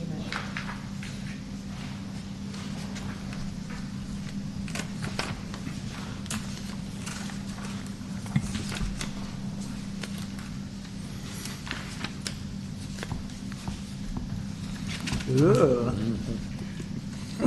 Looking at one of them.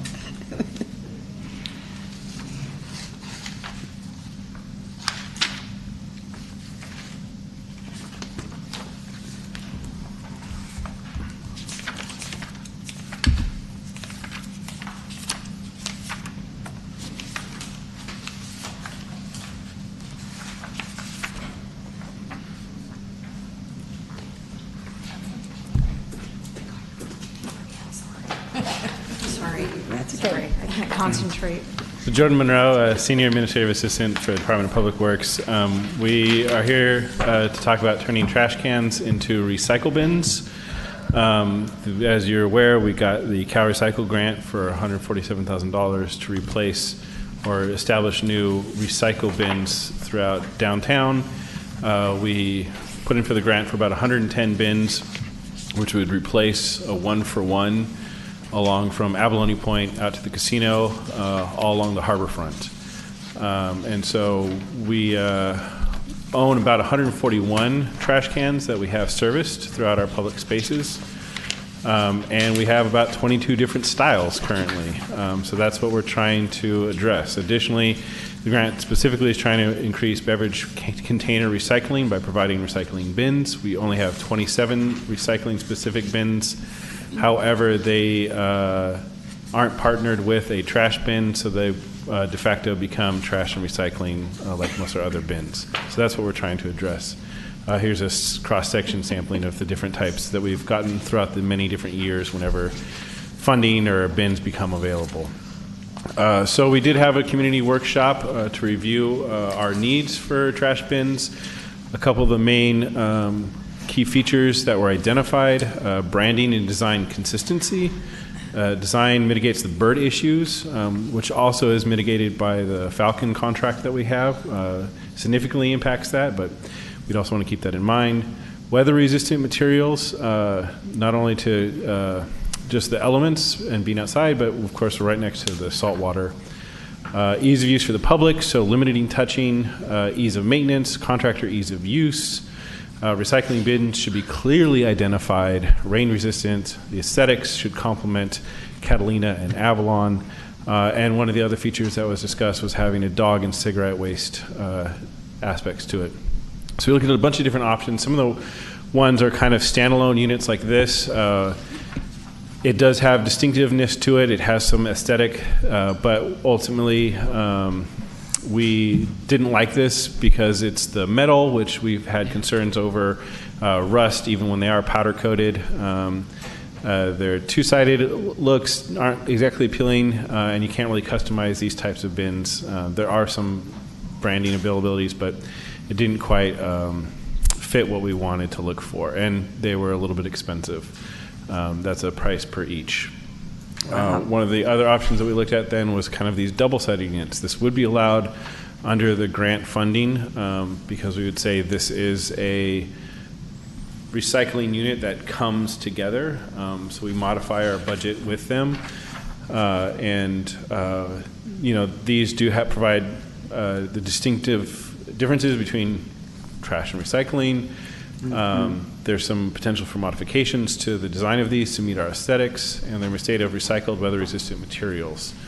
They also have the front door access. However, this particular one, the flat top, was of concern because of people's ability or desire to just dump stuff on top of it, as well as the bird's ability to better access any trash that may be there, because they could land on top of it and get in.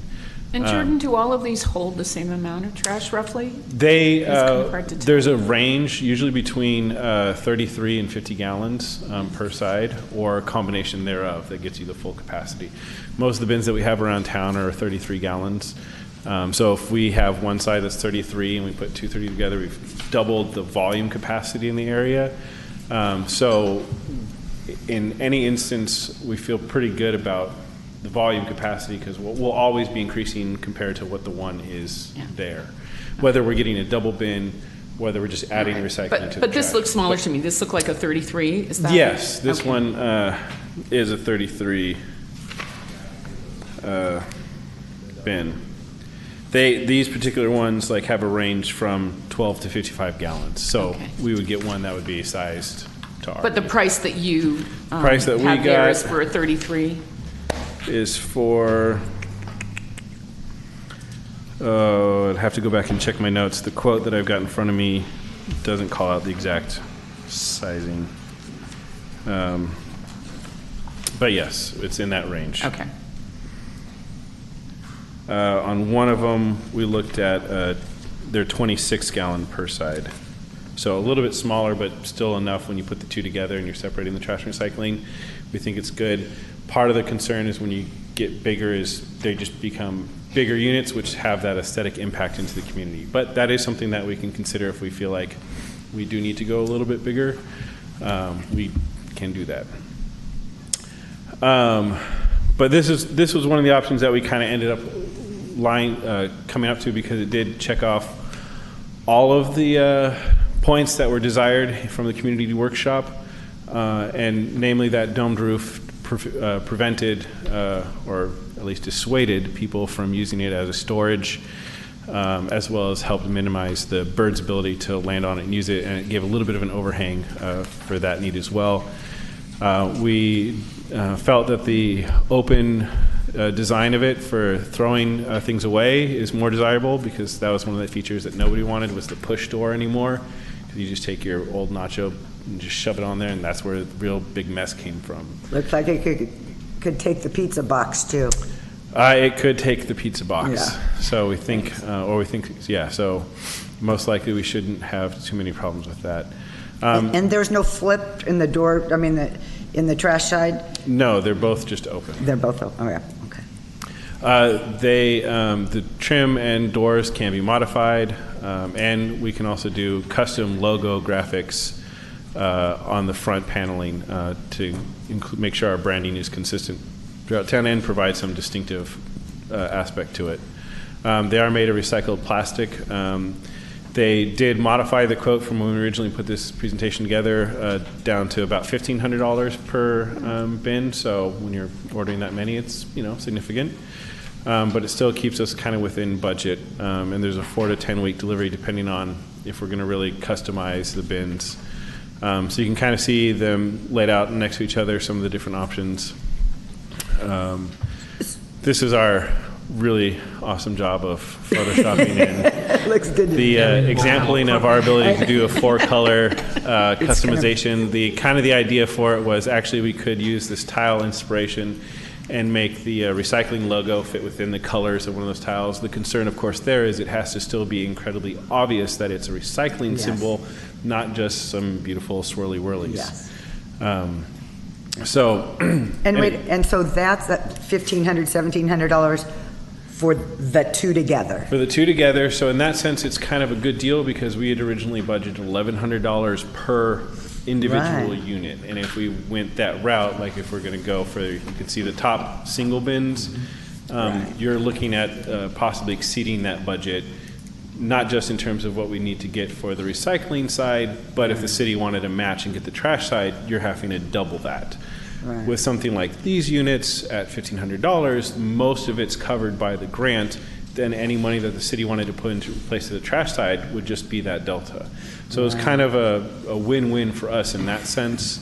It also helped ensure that we always have the coupling of the trash and the recycling together, which is one of the key deficiencies in our system throughout the town right now. At the quote that we got for the number of bins that we were looking at acquiring, we think that we could not only replace, one for one, but technically one for two, one bin downtown with one of these, which is a double set, but that we'd have enough to then actually continue up and cover some of our parks and upper streets that we didn't include in the original grant because of the money that council had approved to offset the additional trash side. So if we kind of build that into it, we think we can get a pretty good coverage. The main areas that wouldn't get coverage specifically, definitely would be Joe Machado Field, which has its own set of bins, but we can work with that. And then up Avalon Canyon Road, which are kind of a hodgepodge of different styles. But we get a small grant from Cal Recycle each year. We think that over the few years we could use that money to replace those bins up the canyon with something that's appropriate for up there. The only outstanding element that was brought up was the ability for cigarettes and dog bags and dog disposal. One of the key things that kind of was brought up by the vendors that we discussed was none of the bins had built-in receptacles or dispensers for these items, but there are retrofit options that you could add on to them.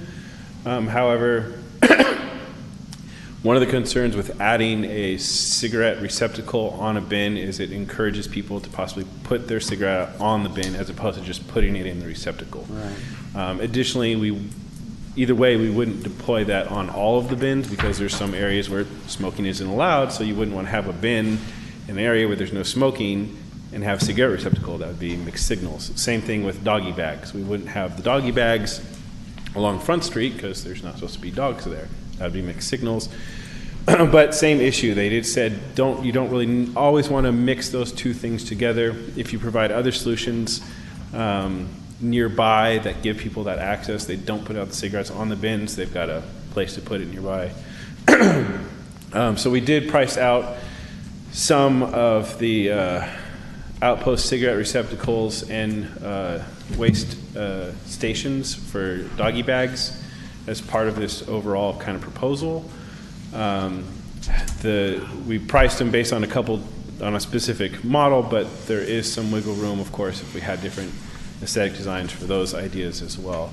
But the crux of it was that we felt like the funding would be needed from you guys for this. It's not part of the actual grant itself, and really what we're looking for is approval on the bins themselves. If we get general approval for that,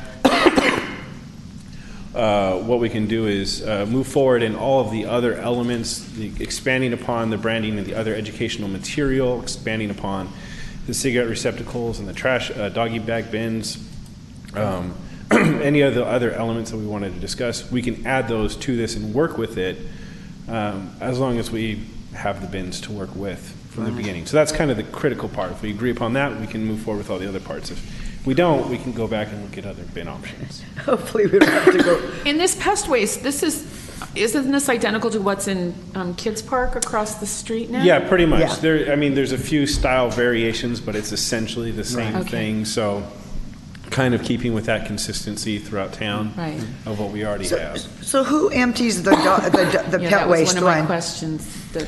I think right now Recreation does the ones that they've put up. It would be something if we're adding more in other areas that are outside of the specific park zones that Recreation services or community services.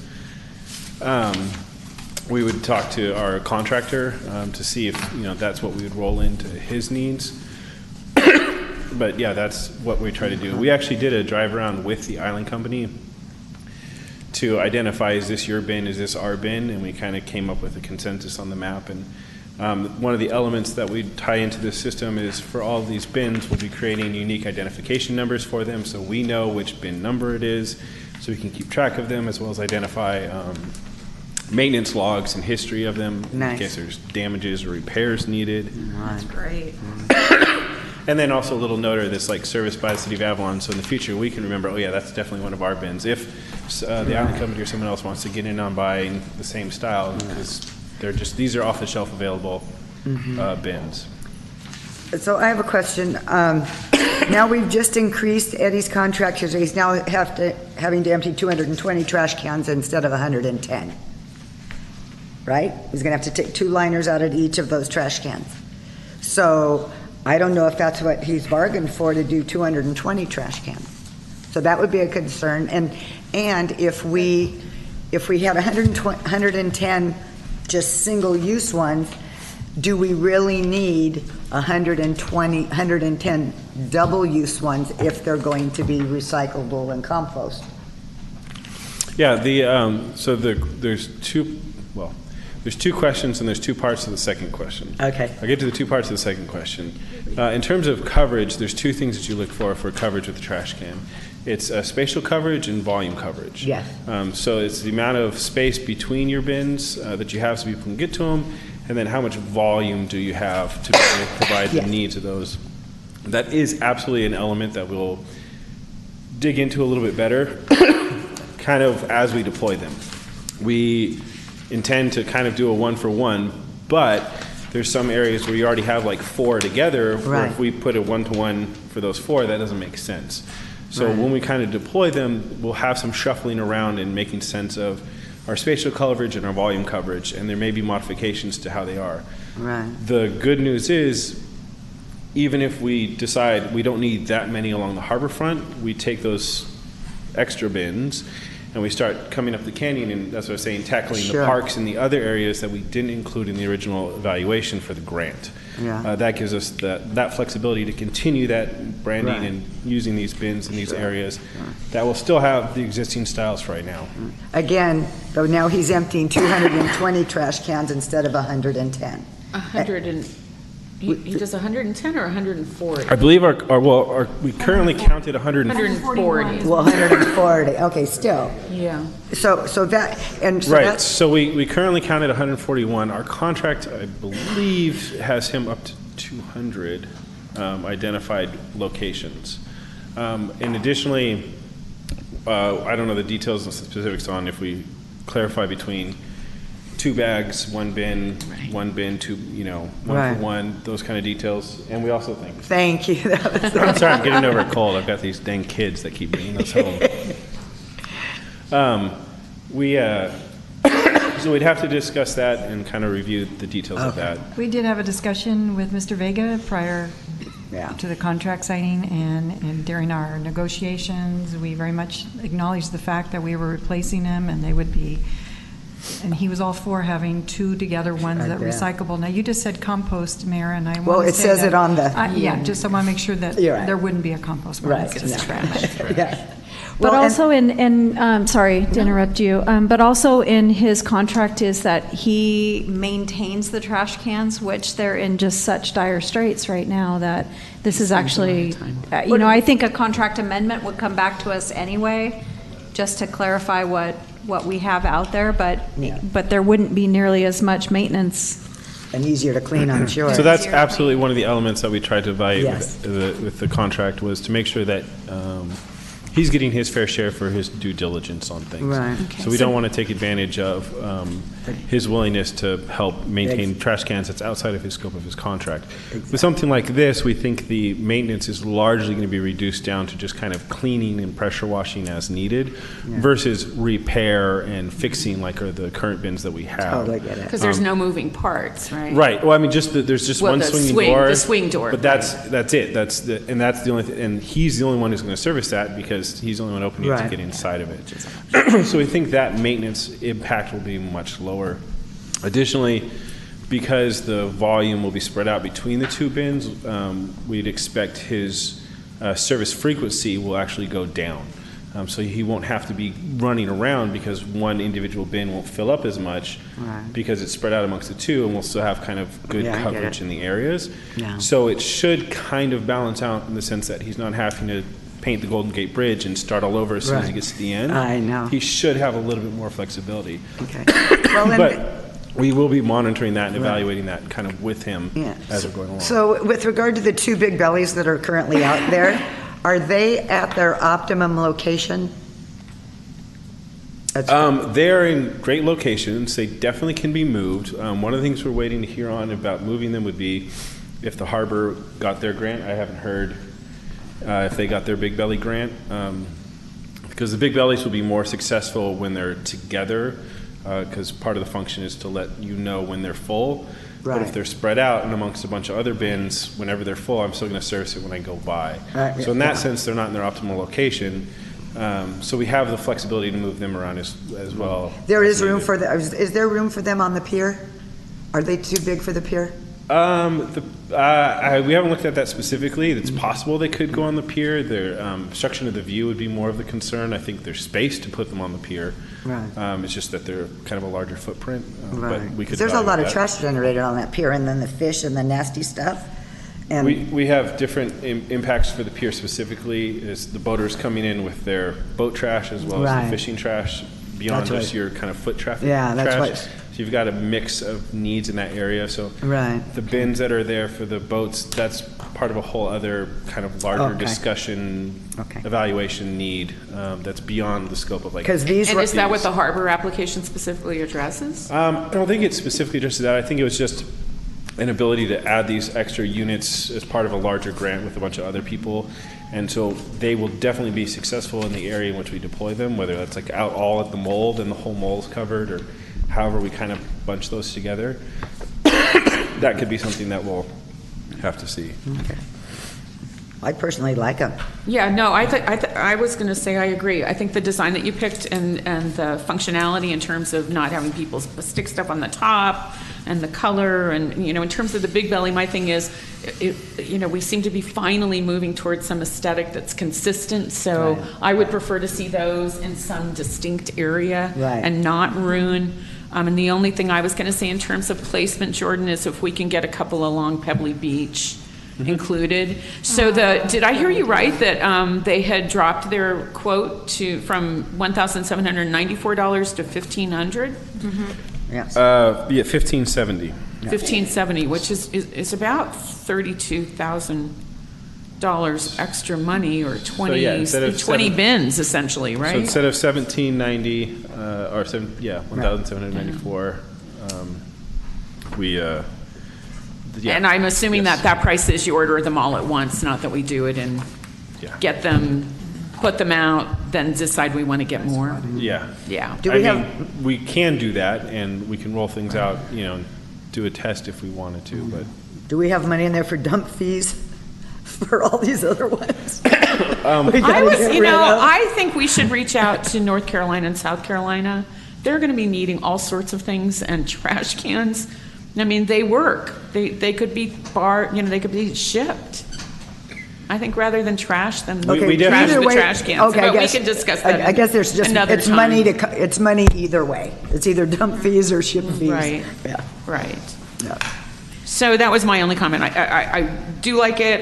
Less is more in terms of signage, design, lettering, that kind of stuff. I love the tiles, but I'm wondering whether we just want to keep it really clean. I don't know that we want to encourage people, because that's my concern is stickers. You know how people put stickers on things, that whatever surface it is. So the beadboard is probably less harder to clean, as opposed to the smooth would be a consideration. And then, as I said, if we could get 2 or 3 out along Pebbly Beach to discourage the kinds of trash that's accumulating over there and down at the beach that everybody uses, that would be great. I think we'll have plenty. That was a good point about the cleanliness. You can see this one, it has some texture to it. We actually liked the texture. It kind of looked nice. It looked a little bit, They had some other variations that kind of looked like the pier. But the current concern is, it is harder to maintain. You have to get in there and really clean it more frequently, whereas this is a much easier process. Water and in runs the right end, now. that's kind of what we really wanted, was a consistent, quality, good-looking, easy to maintain bin. Otherwise, we'll end up somewhat in the situation we're in now if we have something that's too complicated. Great. So, Jordan, I want to talk a little bit about the smokers outpost and the doggy pot pet waste stations. I am a huge proponent of the tetracycle and the cigarette recycling, which we've talked about for a number of years now. But where would you be proposing for the 10 smokers outposts and the 5 doggy pot waste stations? Because the waste stations that I see around town look fairly new and in very good condition. So would these be additional ones in additional locations? For the doggy stations, we wouldn't be replacing ones that are put out, because those are fairly new. These would be identifying other locations in which they might be needed. That could be up the residential streets even. It could be out the casino way. There's different locations where we can kind of see where the biggest impact is, that people are having problems not remembering to carry a doggy bag with them when they leave the house, which technically is municipal code, but to try and help provide that out.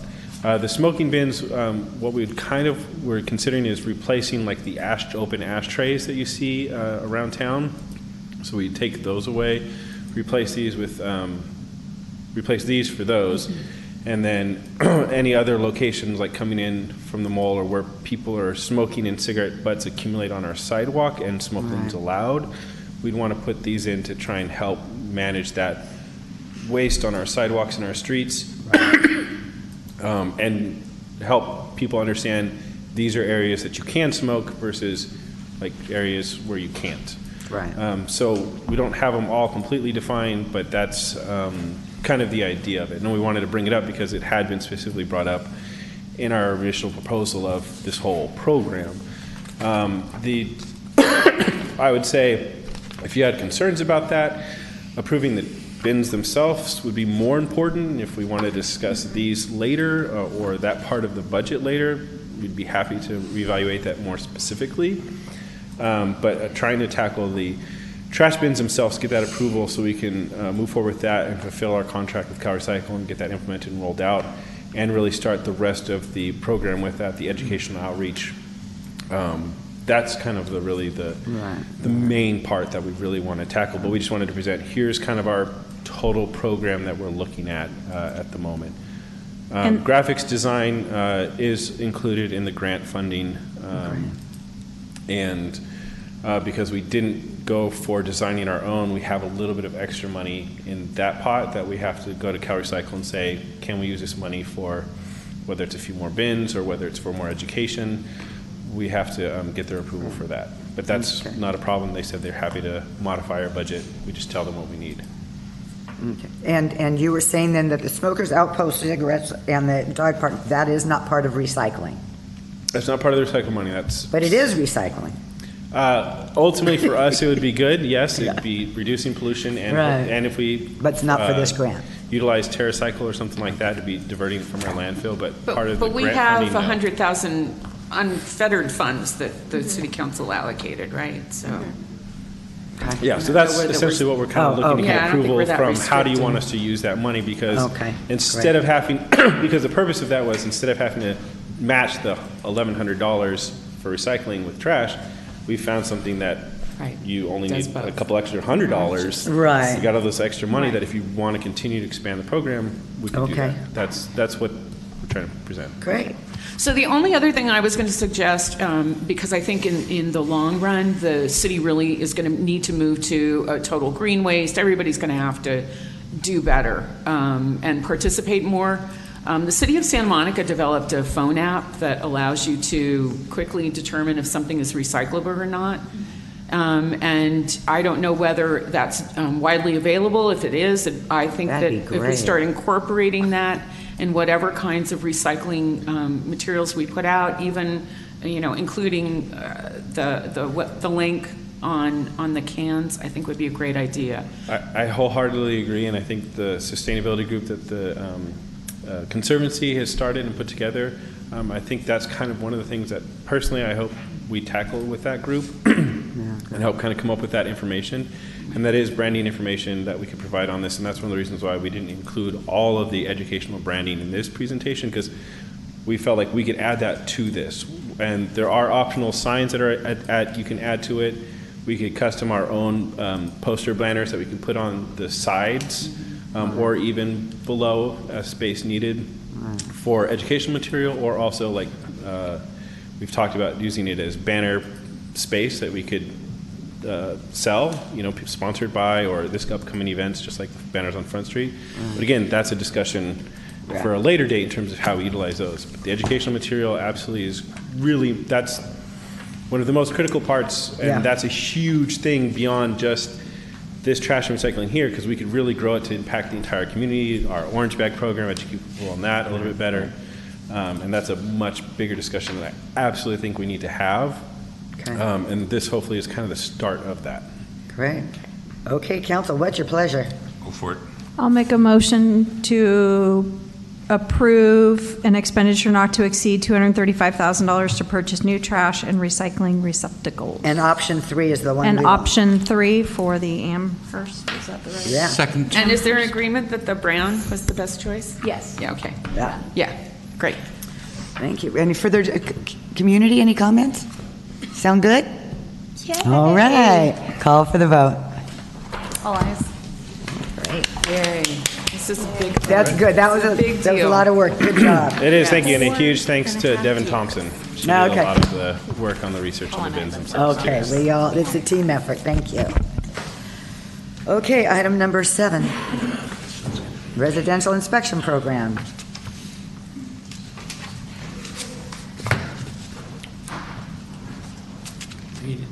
Hello, everyone. So we have followed the directive of the council and brought back a residential inspection program, a draft program that's a little more fleshed out.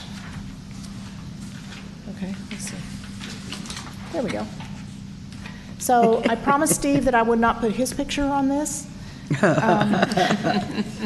But we recognize that in Avalon, we have very limited year-round housing, and some of it has conditions, and so we want to develop, part of the goal of this program is to address those issues. So the goal of our program is it's very succinctly stated in our housing element, which is to ensure that the City of Avalon continues to grow and develop as a clean, safe town where residents have access to adequate, dignified, and affordable housing without overcrowding. So we identified some tasks that we think we can tackle in order to accomplish our goal. And this is really small, so I'm going to read it.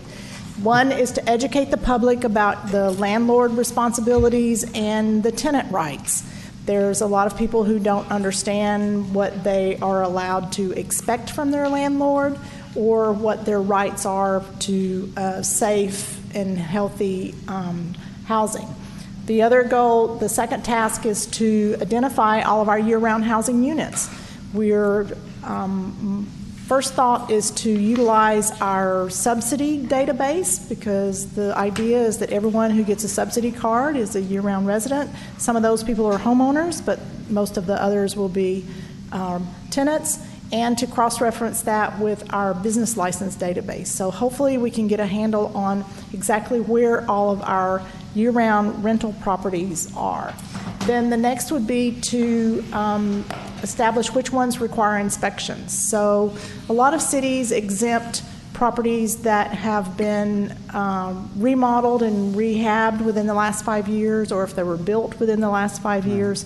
Some cities exempt properties that are already being inspected by another agency. So most of our affordable housing properties are already being inspected by HUD or CHAFA or whatever their funding agency is. So we would not double inspect those other properties. What a lot of other cities also do is once a property's been inspected and it's been determined to be in a condition that's acceptable, then we allow them to self-certify. They can come back every year, they turn in the checklist that we use, they certify that they've gone through the checklist and that they are meeting the standards that we want them to meet, and the city would reserve the right to do random checks to go in and make sure that they're doing what they're supposed to do. Then the next big goal, of course, is going to be inspect all of our year-round housing units, facilitate year-round rental year-round rental units. housing. Yes, that is a key difference. Year-round rental units. Then we want to facilitate prompt correction to the deficiencies noted, and then we will be coming for your input on setting fees and fines for non-compliance with correction requirements. So the first step, of course, is our public education. What's the landlord responsibilities? What are the tenants' rights? And a lot of the cities we looked at, the other part of this process in their city is to have a very robust complaint process where people can call and complain, the confidential complaint, where the public feels like they can come to us for some help and assistance if they're having some condition issues with their home. So we talked about identify all the year-round rental units. Some landlords don't realize that they need a business license in order to rent year-round in Avalon. So we'll go through some public notice in the paper, do some public outreach in that process. Then we go through the process of the inspection. I gave a little sample of the inspection checklist. I've gone over it with the chief and the building official. It's about 5 pages of things that we would go through and look at. As we go forward, we'll create all the appropriate documents that we would need to use, notify the landlord that we're doing inspection, what the inspection results are. If we're going into the property where there's a tenant, we'll also need a waiver of some type from the tenant if we're going into the property and they're not there, so that absolves the city of they'll have to indemnify the city, I think, and that'll be language that Mr. Campbell will be helping us on. So inspection fees. Most cities charge a modest fee. This is a program that we would love to be self-sustaining and not be a drain on the city resources. Our current fee schedule includes an inspection fee of $112 that we could utilize for this purpose if we wanted to. Staff recommendation is that we increase the business license fee, annual fee for year-round rentals. I think currently it's $12.50 and plus $5 per unit. It's really, I don't think it's been updated for quite a few decades. So if we wanted to increase the annual business license fee for year-round rentals to a reasonable amount, that could help fund this program. And then if there's additional inspections beyond 1 or 2 to confirm that the corrections have been made, then you could add other inspection fees. So the process would be the property owner is notified that we're doing an inspection. It would have to include the tenant waiver form if the tenant's not going to be present while we're there.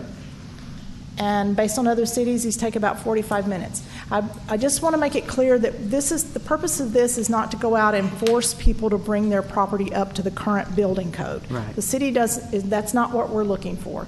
These are basic habitability, health, and safety issues in the property is what we want to address.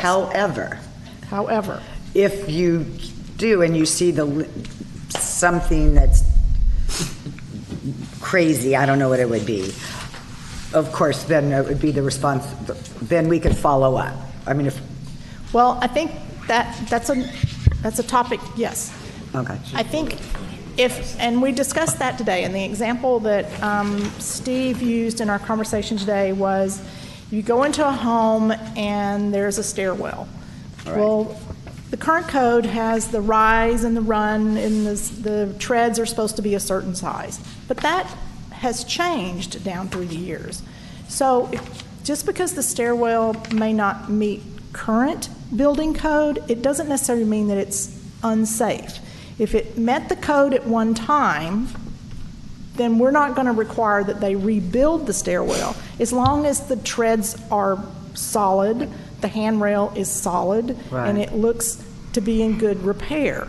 We're not going to require them to suddenly rip it out because the treads are a half an inch. Not legally non-compliant because they met the code at one time, but they're not. Right. They may not meet new construction codes. Okay. That makes sense.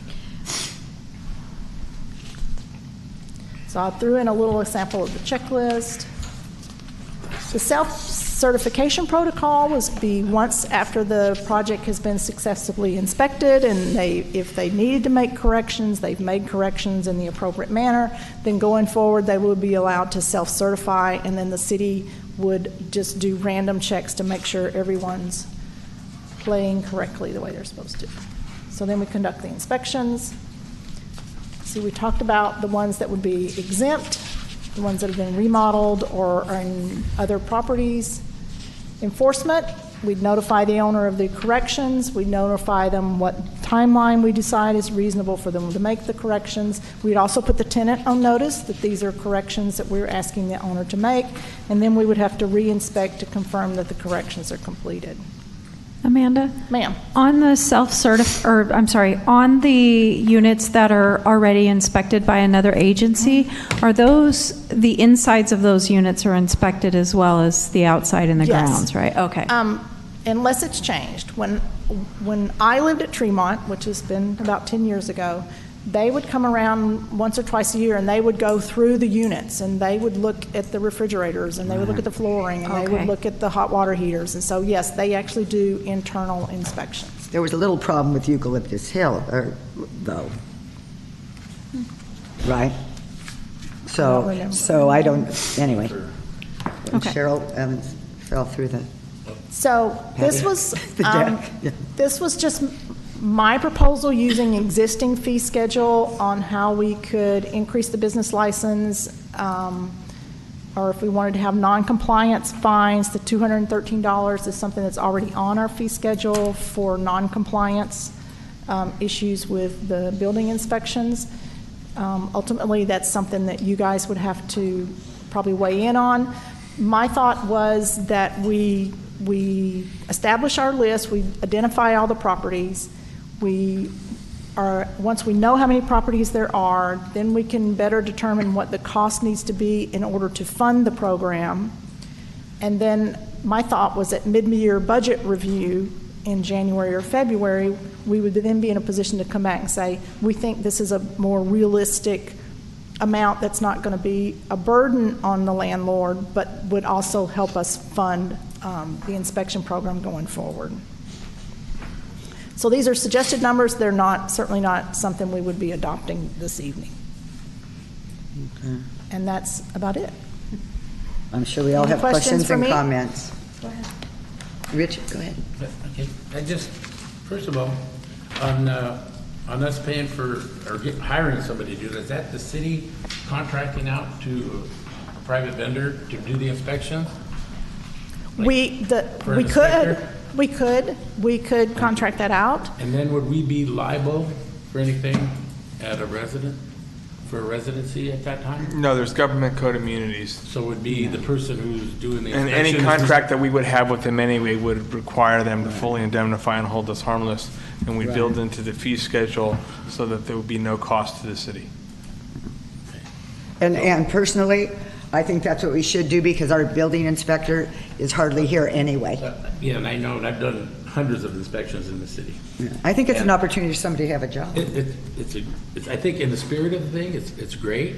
I think the great ideas and great input, but being liable, there's too many, it's like kind of a slippery slope we're going up here. We go in, whoever goes in and does it, I mean, there's a lot of things that can happen. There's, going into the private property, somebody's house, what you see kids in there that, there's whole different scenarios that could come up with everything. As long as we're not, and then now you have to report something that you've seen that you're not inspecting, and I mean, there's all kinds of different things that could happen in this that I see personally. The concept is great. I like the idea, but I don't know who's putting out what. And I think in that vein, Richard, because the chief has had some of those same concerns, and we actually had a brief discussion this afternoon between the chief and the building official and I, and as we know, there are certain people in the world that are mandatory reporters, and the first responders are certainly in that category. I actually don't know if the building official is in that category or if our code enforcement guys are in that category. So I don't, to the extent that you go into a home to look at their sink and their hot water heater and you find a situation that goes into another legal arena, that's going to be something that Mr. Campbell's going to have to help us address. What would our obligations be? But if you see it and it's wrong, somebody's got to report it to somebody. Well, you can't walk out and say, okay, I saw this, it's wrong, I'm not going to say that.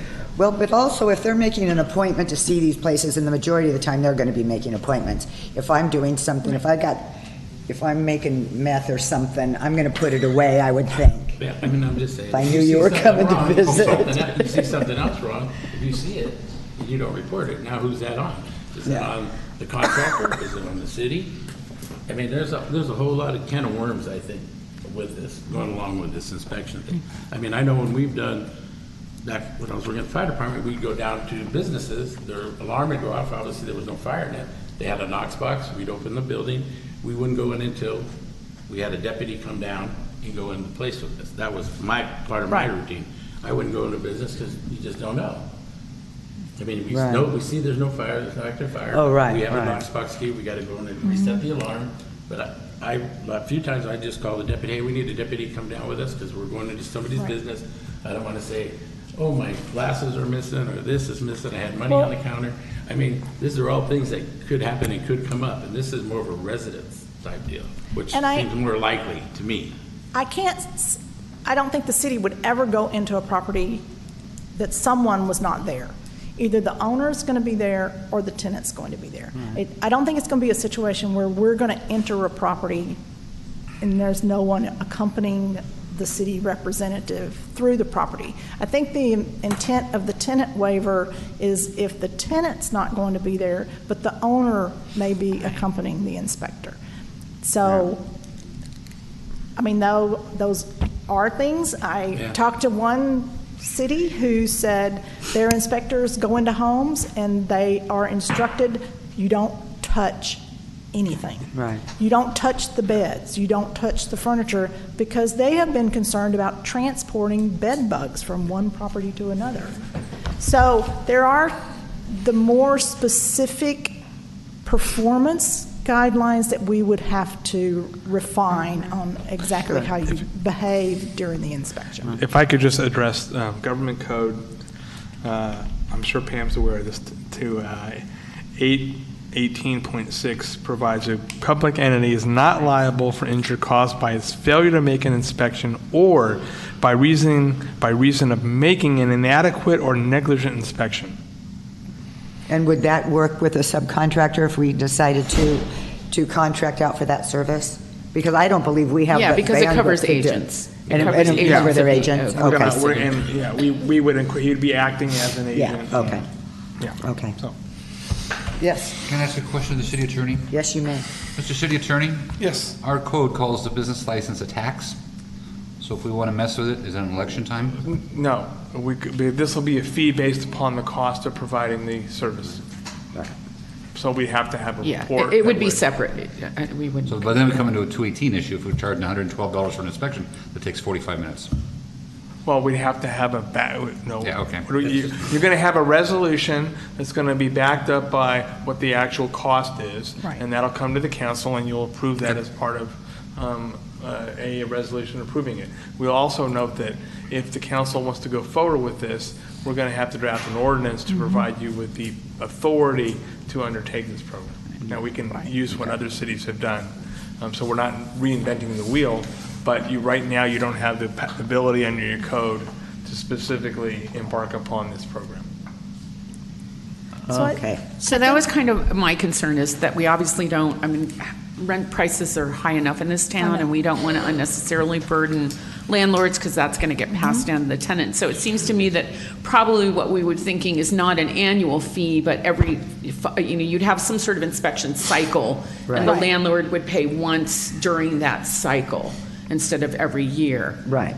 Because I think that we would have landlords up in arms, and it wouldn't be fair to charge somebody every year for an inspection that's going to happen once I every agree. 5 years or 6 years And I or 7 think- years So or when whatever. inspections, if I could just hold on to carry out, don't bring it up till the next time you go down.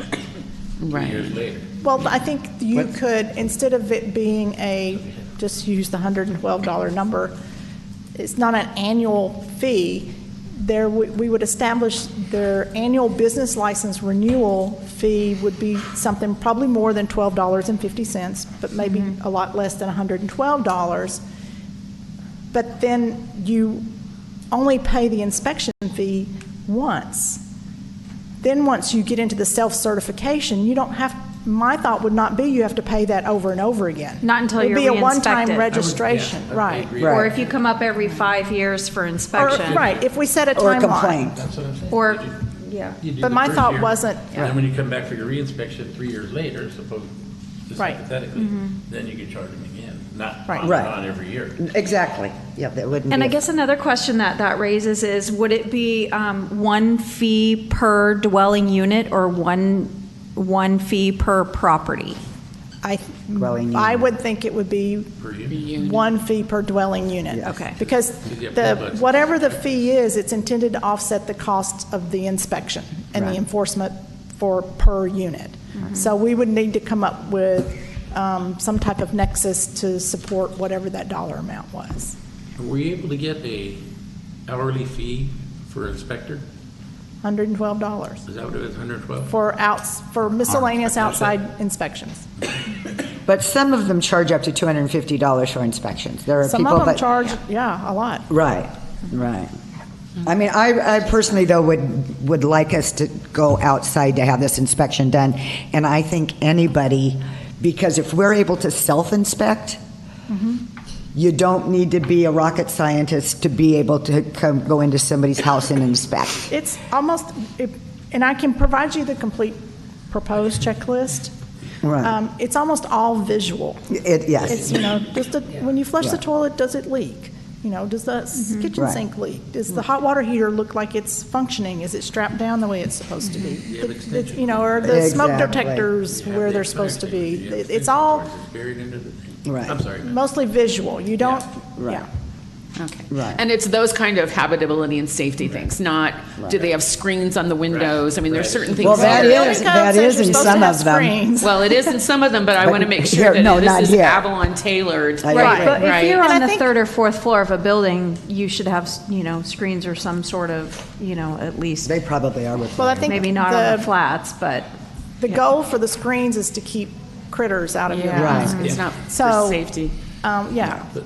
But I think too, as we go forward into our housing programs, it would be great if we could come up with a funding source to Yes. help pay Well, we to allocated. rehab. Actually, there was direction from the council to allocate 300,000. Money for rehab. So if we can, that money from, if it's out of our housing money though, comes with affordability. Right. I don't know what type of agreement we'd have to put something together that would meet. But that's properly spent on units that are occupied people Right.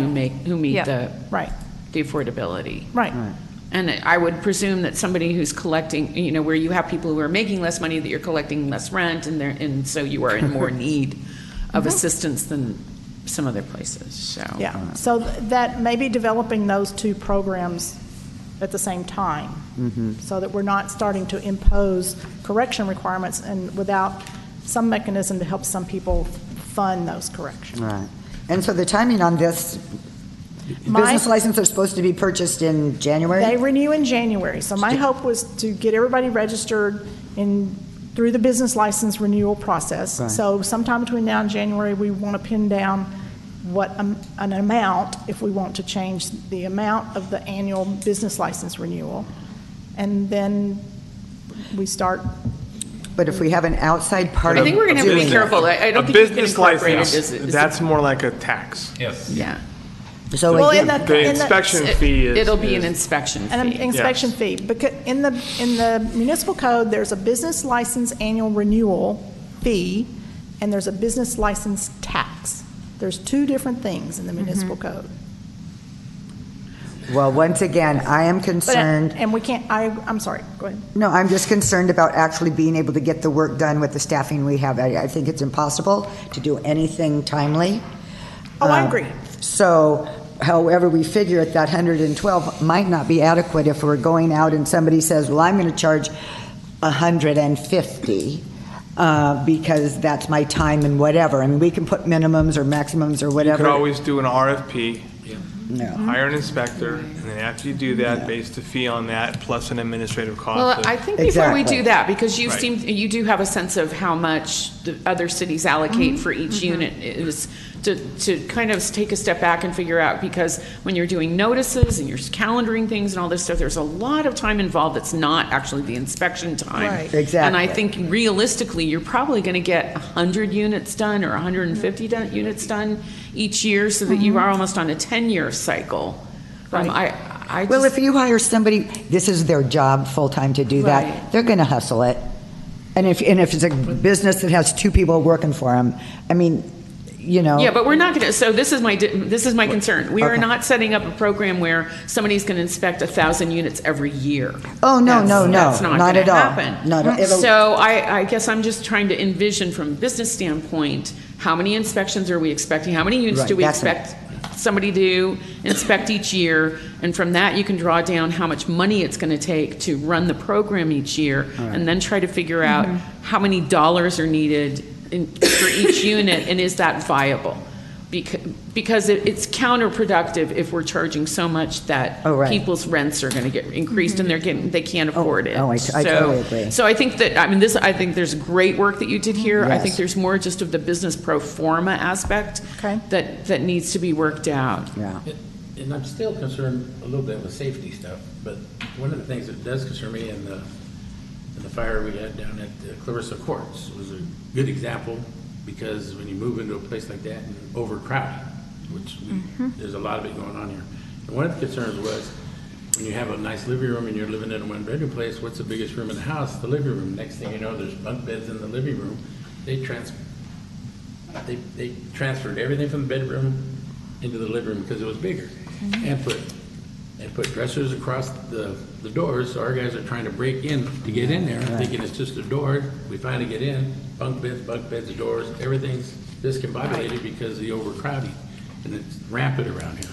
I'm sure. That scares me. So does the inspector go in there and see all this stuff, and now he reports that there might be overcrowding? Now are we going to displace some of these people? Well, Because they can't live there? Or that's just a concern. I mean, No, I think I the get concept that. and everything's good, but that's just another concern.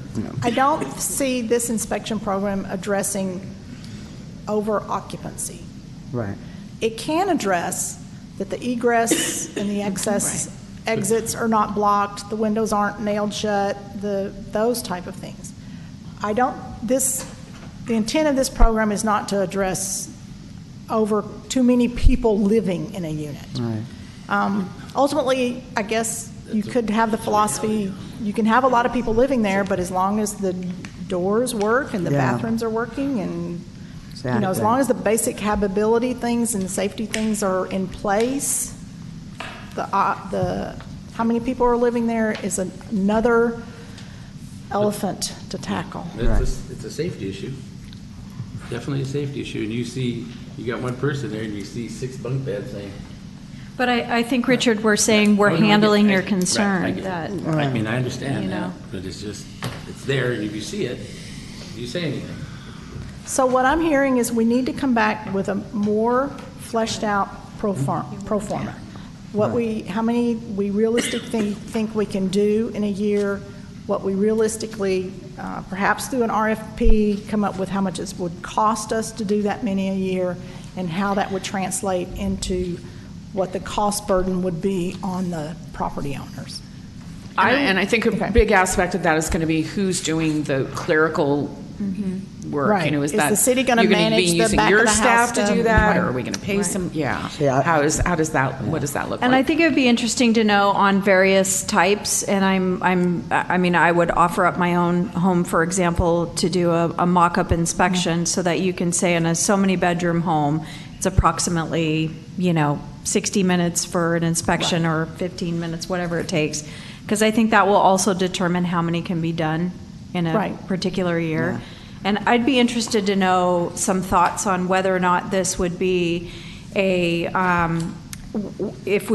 and when we develop an RFP, if this would be a per unit payment, or if it would be a contract amount that our intention is that you will inspect 200 properties a year for this contracted amount. I think I should be at just a per unit, personally. So you would turn in inspection reports of some sort saying we inspected, This unit. 75 units over this quarterly period, and I mean, that seems like and then whatever the requirements of those people would be, and what other kind of insurance requirements they would need and whatever.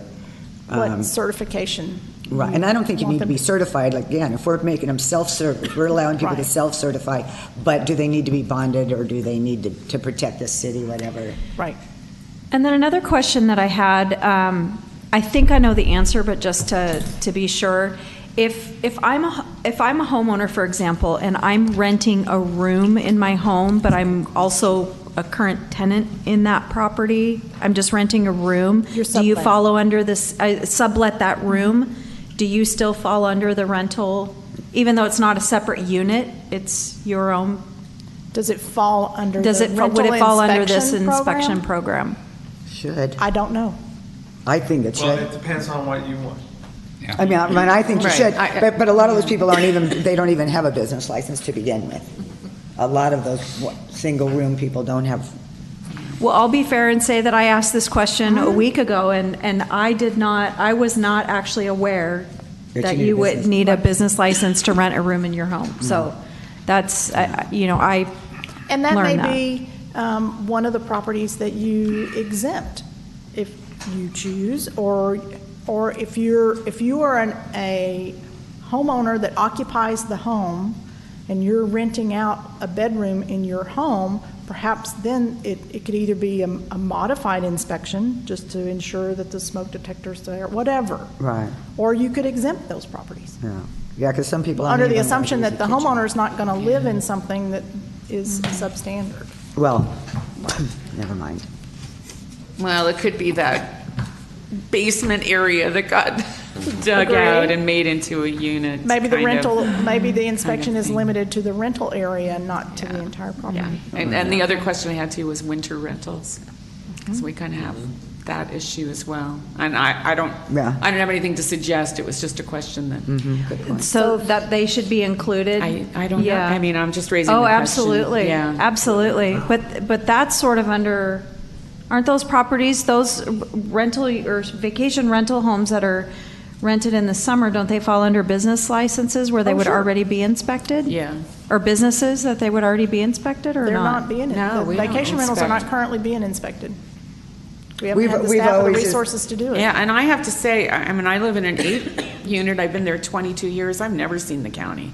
I mean, do we actually know that they're inspecting larger complexes? There is a website, I don't recall what it is, I think it's through LA County Environmental Health, and it lists all the properties that they come over and inspect. And they get over and inspect every 3 to 4 years. Okay, interesting. And they're supposed to be inspecting properties over 5 units. But when I looked at the list, there were a couple of properties that I knew of that were not on the list. Right. So that could be something we need to coordinate with them to ensure that. And do they do their own enforcement then? Mm-hmm. Interesting. State does it too. And did we get paperwork for that? We do not. No? Okay. Okay. I think you've been given direction pretty much, I have huh? my direction. Thank you And very thank much. you. This was Great very, job. Very really good, very good. helpful. Very exciting. Great job. Okay. Very good work tonight. Now, item number 8. Before we begin item Oh, I number have- 8, Oh. I did want to, I gotta go. well, hang on. I just want to discuss the conflict of interest issues associated with this item. As you recall, when this item went through the city last time, we had 3 council members with conflicts. It was the mayor because of location, Councilmember Hernandez because of income, Councilmember McGugan because of income, Kathy McGugan, and so we drew straws, or we drew cards, and Councilmember. Excuse me, can I interrupt? Mayor, did you want to entertain public comment? Because there were some people here that wanted to talk. Oh, I'm sorry. Whoops, I am sorry. so sorry, Debbie. We get her up. Every once in a while, get her out. Sorry, Debbie, we love you. Yeah, I know. You better. Hi. I don't know how many landlords are here tonight, but you know I'm one. Okay? A good one. And I believe that the original, when you, Annie, your dialogue was there's some really crappy property in this town and people are living in terrible conditions. I'm not arguing that fact. Okay? Now, my building, you know, I hear a lot of dialogue lately. Well, Overtown this and Overtown that. You know, anywhere over town, this would be a ridiculously priced ghetto. I think we know that. My building's 90 years old, and I love it, okay? And I dare you. And I don't know a lot of law, but I have a master's in landlordology, and I got thousands into it. My first lesson was my first year on evictology. Not the easiest thing. Okay, there are state laws, okay, that require any kind of rental. Your windows better close and they better seal. Your water better heat up and cool off. Your pipes better not leak, blah, blah, blah, okay? Now, when I started washing this in my bra, so I had to put a shirt on, all right? When you start talking to me about the gate of my stairs, I stood up, okay? I've been trying to get a hold of you, but it's a new council and there's a lot of stuff going on, okay? I get that. Okay, I don't actually know where the city comes in that has a right to the state requirements for a rental. I myself go above and beyond when I can, as you know. I'm always down here pleading my case. I am a reasonable landlord, and even a tenant that hates my guts, that moved out after they destroyed my unit, okay, will tell you that as far as landlords go, I'm fair as, okay? All right? Now, this inspection that non-landlords that don't have a 20-year history of being a landlord in Avalon California, okay? There was a sonic boom today that shook my building. Actually, I went down to talk to Lieutenant Hawking. I'm like, did you feel that? You know, we're all like, you know, what happened, all right? My building is made of redwood. It shifts. Okay, I'm lucky for termites and all that. But are you kidding me? Do you think that I'm really going to make any kind of whatever list y'all are talking around right now? I wasn't even listening to the business license thing. You know, I heard the per unit already. That's a popular thing to do right now. But who do you think is going to pay for this? I mean, seriously, just take one measly, expensively dressed landlord, all right, who does not bend my tenants over. I dare you to find someone I've bent over. I have a heart attack. I raised 2 rents after 5 years each. And I didn't want to do that. I know my limits and how much I can raise it. I cut it in half, okay? I can't bear it. There's some point between what actually is a reality of this town as a rental market and what's cuckoo for Cocoa Puffs. We're not Costa Mesa, we're not Fontana, we're not any of that. My building is a dump, I think, in a regular city, right? No. You got the right to tear it down, you know? Doesn't matter how much I paint it or buy water heaters. That was a sweet $2,500 2 weeks ago. Okay, I'm writing it. It's my honor to have it. I appreciate it. It's also a privilege to live in Avalon. But I'll tell you this, the last 3 months I've been trying to get a hold of you. This is what I wanted to talk about, because as these inceptions of ideas to protect an affordable rental come along, you are putting me out. And I'm gonna tell you this is the truth. I'm about to cry because I will pull out of the rental market. I will evict everyone and take it out and sell my building and leave everything I love, because this ain't gonna work. You can't come into a 90-year-old building and tell me my stairs are the wrong length. I opened that can of worms. I don't think you No, heard I've what listened the to you. conversation was about that instance. That those are legally non-conforming, and that's not the kind of thing that these inspections are designed to. I know, but you And I have- wish every landlord was like you, Debbie, but they're not. There are people who don't have running hot water. So it's too there bad are for people who me? have toilets that don't flush. Pam, can I finish? Do you mind if I finish what I'm gonna say and then rip me all day? I'm not ripping you. Okay, go ahead, because it doesn't matter. Applauding that you are You're not letting me make my responsible. point. Okay. My point is, okay, that with a per unit plus to pay for an outside inspector who is not familiar with living in Avalon. I mean, you know what? A lot of people are coming from the mainland, and after the sewage blow up, you're one of us. You found out what it was like, right? I mean, hey, right? Yes. When you go, hey man, underneath that rock, there's nothing there, all right? You didn't sleep for 5 days, and you one of us now, right? You understand what this means. Just because you see a fire hydrant doesn't mean there's something going on under there, all right? Do I have those kind of things going on a daily basis? Even though, right? And you're right, Pam, not every landlord is like me. I got one across the street. I don't think she's going to make an inspection either. So how does Debbie Avalana survive? Okay, what is great for the greatest number? I agree. Okay, is great for the individual. And in this may price me out. All right? And if I have to leave, you guys can talk all day. I'm going to sit back down. I'm going to hear what you have to say. Okay? I've been sweating on this for 3 months. Okay? I've been waiting. I've called. I wanted to talk about it in case I misunderstood this. I'm not misunderstanding that. And also, I would suggest, I was going to say that's none of my business. I would suggest you have a landlord with you, okay? Because there are I have been ridiculed by many landlords as being stupid for redoing my units all the time and putting fresh carpet in. When you rent a place from me and I take a deposit from you, you don't get anybody else's funk. I don't like that. I wouldn't do it to me. I can't sleep through things like that. I have had so many tenants that have been abused by other landlords, and they're afraid to tell me. I insist you tell me. I insist. Because it's a crappy little building anywhere else in the real world, but here, it's my dream. Hey, that was my first place where I lived, and I loved it. Oh, by the way, thank you, Annie. And it's better than when you lived there. Oh, man. Okay? It's way better.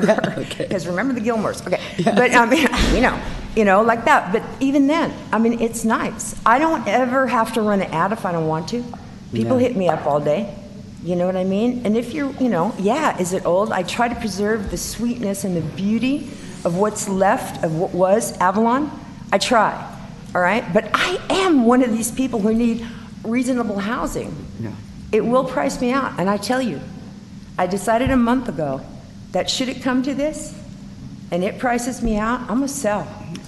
And I will be one of the last reasonable landlords here, because somebody's got to pay for this, and it's going to be my tenants, and I don't want that to happen. Okay, let me just interject on two things that you've said. One, when I talk about an outside inspector, I'm looking at somebody in Avalon that doesn't work for the building department because he's only here part-time and he doesn't have the time, getting somebody who lives in Avalon who would love to have this little business to do these inspections, and they will come out of the woodwork. So number one, you'd be a local that understands. Number two, you have all the right in the world to go to Amanda and say, because I think I'm a little concerned that you're concerned that what we're going to be looking for. And you can look at, there's samples of inspection checklists, and you can see the kinds of things. You'll see that you'll just pass with flying colors. There's stuff that I don't think will be worried about once you actually take a look at what those inspections look for. Maybe. I would think because so. any normal inspector is going to look at a door jamb width. Oh, no, not that. That's not what we're doing. No, mine are ridiculous. No. They're not ADA compliant. I'll tell you that. That's not what we're doing. No, not at all. All right. This is, do you and have hot water? that's easy for you to say, but there's some little funkadoodle. I'd like to see the list. I'd like to have at it. But may I suggest, don't pick me if you don't want to, but pick a landlord who is reasonable. There's a few of us. I can give you a list. We talk to each other. I'll give you a list who is reasonable. But would any of us pass that? Plus, okay, per unit. When I come up here, my once-a-year appearance for, hey, don't raise the sewer. Oh, hey, don't raise that because my building's old. I have 1 meter, blah, blah, blah. So my rents include your everything. You pay nothing but that rent. You don't pay electric, you don't pay trash, you don't pay water. I do. If it fluctuates, go ahead. That's why I say, turn the lights on, leave them on. Whatever. What's the difference, right? Right. I mean, I make an effort, I mean, and you know what? I've been very fortunate right now. I got a house, a building full of people who are super duper water conscientious, super duper whatever, super duper cool. And why not? Right. It's the life of Riley, right? It's the life that we used to enjoy 20 years ago. A lot of the rentals were like this. It wasn't that hard. The bunk beds in front of the doors. Last year, in January, the state changed my right to inspect my unit. I used to have a right to go in by every year, twice a year, to have a look. I don't have that right anymore. How you like them apples? Okay, so your little tenant permission slip, I wonder how that's going to fly. So, Debbie, I'm going to interject here because you're telling us the same things over and over, and we've mitigated several of your concerns already.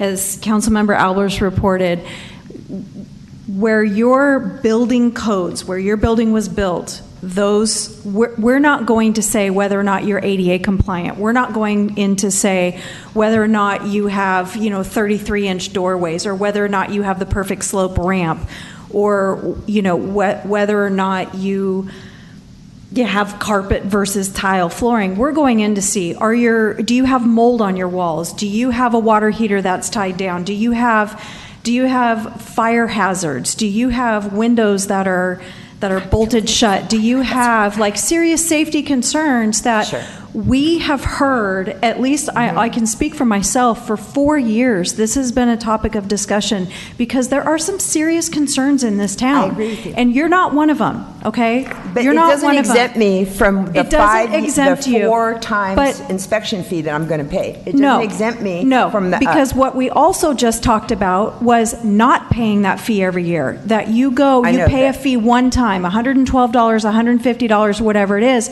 and then you self-inspect after that, and you turn in a form to the city, and potentially every Self-inspect 5 by years hiring you come up. the inspector, right? The what? No, you can do it I yourself. can't. Well, Yes. see, because when You I heard the stairs, self-inspect. I lit out the No. door and ran up there. Right. understand. That's what I'm So saying missing- is that and I was like, no.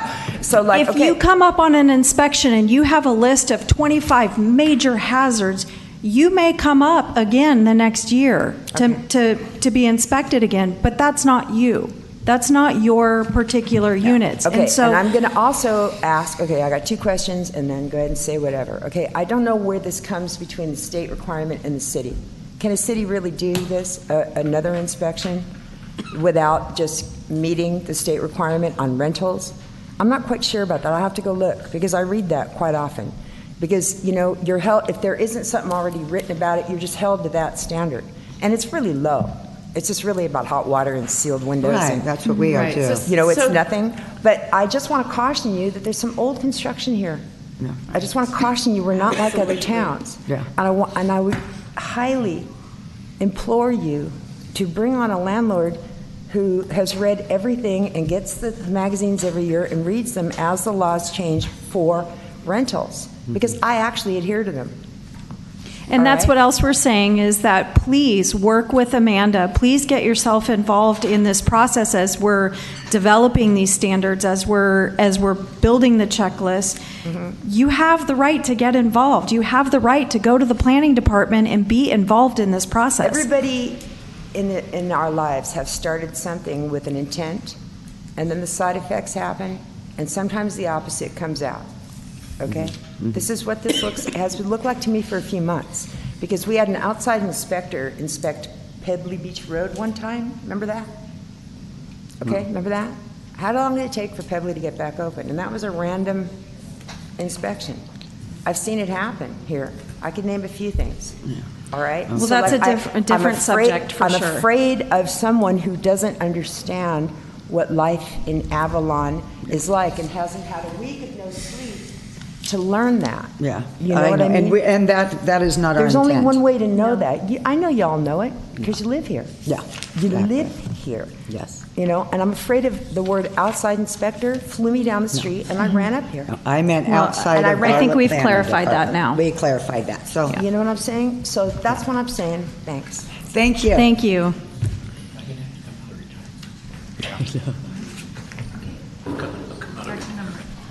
Okay, item number 8. Item number 8. So just with respect to the conflict, when we drew straws, Councilmember Hernandez was selected, and the law provides that once you draw straws, that the person that draws the short straw must continue with the project until it's completed, unless there's a different council that requires new conflicts. The current council position that Ms. Albers took was Joe's. He did not have a conflict. I've discussed it with her. She does not have a conflict. Therefore, under our understanding and belief in the California law, we do not need to draw straws. In fact, we should not draw straws because the conflict has not changed, and we've already made a determination through the drawing of straws. So that's why I would ask the mayor and Councilmember Cassidy to recuse themselves, and we can go forward with this item. Don't smile. How long is this conversation going to be? Okay. Okay, and then just one legal thing on this, that because this involves an expenditure of funds, it must be 3 votes. And I'm also going to abstain from agenda item number 9 as it is directly with the Island Company. So I will be back for the next one. Okay. So item number 8. Point of order? Yes. The chair? Since we lost the chair. Ole's Both senior chairs. man, Ole's senior guy. Oh, the chair and the vice chair, Yeah. so for it all. Yeah. Ole's the senior Yeah, man. yeah, Ole. Ole's the senior guy. Yeah. There you go. Yeah. And since you are the chair of the hospital board, Oh. you know. And you were vice mayor, Well so. qualified. Yeah, exactly. Go for it, Bob. Okay, so item number 8. We're here to discuss the opportunity of creating and reprogramming the 1-hour parking that's on Sumner next to the Vaughn's development. So just an update on Vaughn's and when they'll be doing their frontage improvements they're required to do. That should be in the second week of October. So that's why we're bringing this to you. So just some background. So when the Vons project was approved, there was a condition to reprogram the curbside parking in the 200 block of Sumner Avenue to facilitate additional 1-hour parking. That condition resulted in a plan to provide additional off-site parking on Sumner Avenue that would be constructed with the frontage improvements required with the site development. The site development required new frontage improvements around the entire site. So anything that touches that, where that building's being built, that's all going to be new frontage improvements that will be starting in mid-October. So they'll tear out the curb gutter sidewalk and put new improvements in. The proposed additional off-site parking would be along the easterly side of Sumner Avenue from the northerly property line of the new Vons there, and then proceeding to along to the gated entrance of the plaza there at the Island Company. The additional off-site parking improvements were not required under the conditions of approval for the project unless the city chose to equally share in the construction costs. So there was a condition of approval that said if the city shared equally, then that plan could go forward. So we wanted to make sure, as those frontage improvements are going forward, that at least you had a chance to weigh in on it. And I'm sorry to say that I don't see it got up in the pictures that were here, but what I'm looking at here is page 4 in the plan set. So that should be in everybody's agenda packet. I have pictures, but we didn't get to see the plans were not put up in the PowerPoint here. So if everybody has the agenda packet, I'm looking at page 4. So you can see that the scope here, there is that piece of frontage from the Vons property line. As I'm looking on the left side there, that's the Vons property line. And that space along the curb front up to that existing driveway, which has a 13-foot entrance, and I'm measuring that entrance really in that section where it's, only about an inch above the roadway, not the shoulders, and that's the throat of the driveway. On this plan, it's showing that it's actually getting expanded to 24 feet, because I think when this plan was put together and that preceded me was that they were looking to have a bus turnaround in that Island Company parking lot to redo the bus. So if that doesn't happen, you could keep that driveway the same, and then this plan could get an extra parking space. And so in the staff report, that first piece is 70 feet, and the next curb face is 94 feet. So using normally what we use for an autoette parking, 10 feet, you'd have 7 plus 9, 16 spaces. This new plan with diagonal, it shows without shortening or making that driveway more narrow is 20 spaces. If you made the driveway more narrow, you could probably get 21 spaces, so it's an increase of 5 spaces, 5 autoette spaces.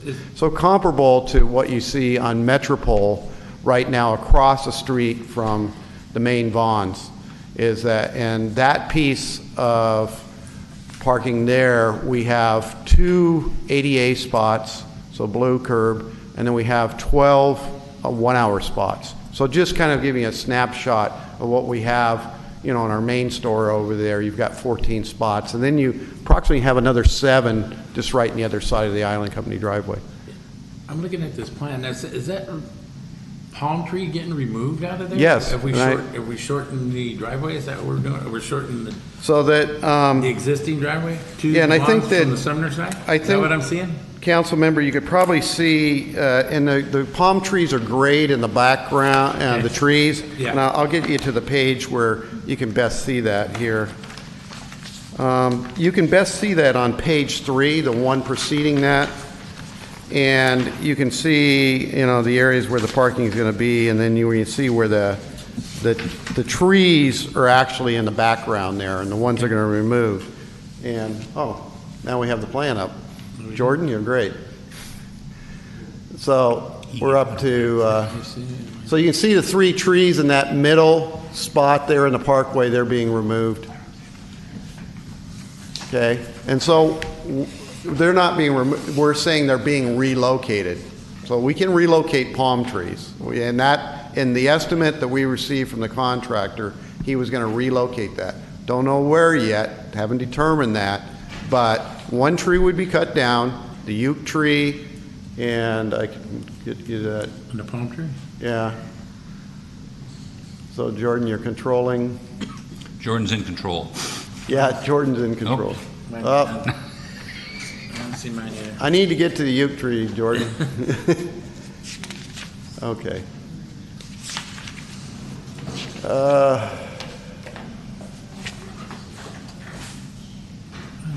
I like, Trash cans. Hasn't been there.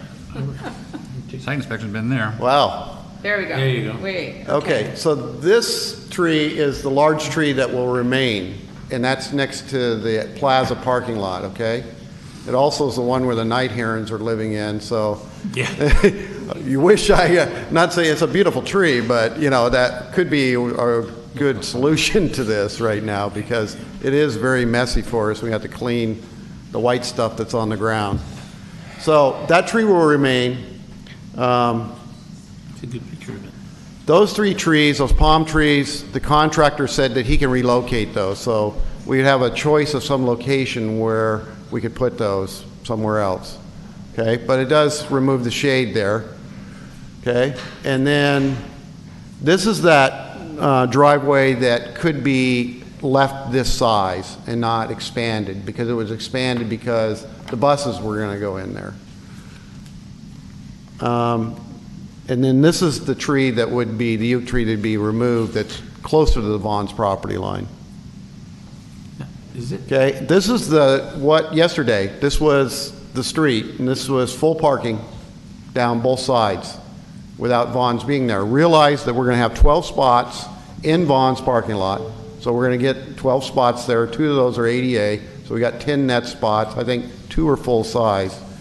So, and of course, there's a lot of other details that we can talk about how to rearrange parking, but right now, what this opportunity would be would just be increased parking, because we can go iteration after iteration painting curbs and working on the details of that, and working with the residents and the commercial businesses to get that fine-tuned. That's not hard to do. And, you know, Public Works is there to get that done for you and to work with the public. So really, that's not, I think, the focus tonight. Really, it's a focus. We have this opportunity in front of us. They're going to pay 50%. The impact from the construction is already there, because we're going to be putting, you know, we have the construction mobilized. We're going to be doing that in October here. Do we want to take that opportunity and increase, you know, the spaces 4 to 5 spaces? 4 to 5 spaces for $400,000. For us, net 200 for us, 400. $222,000. That just doesn't pencil. Okay? Yeah, And And the sidewalk, are they the same width, or are they getting narrower?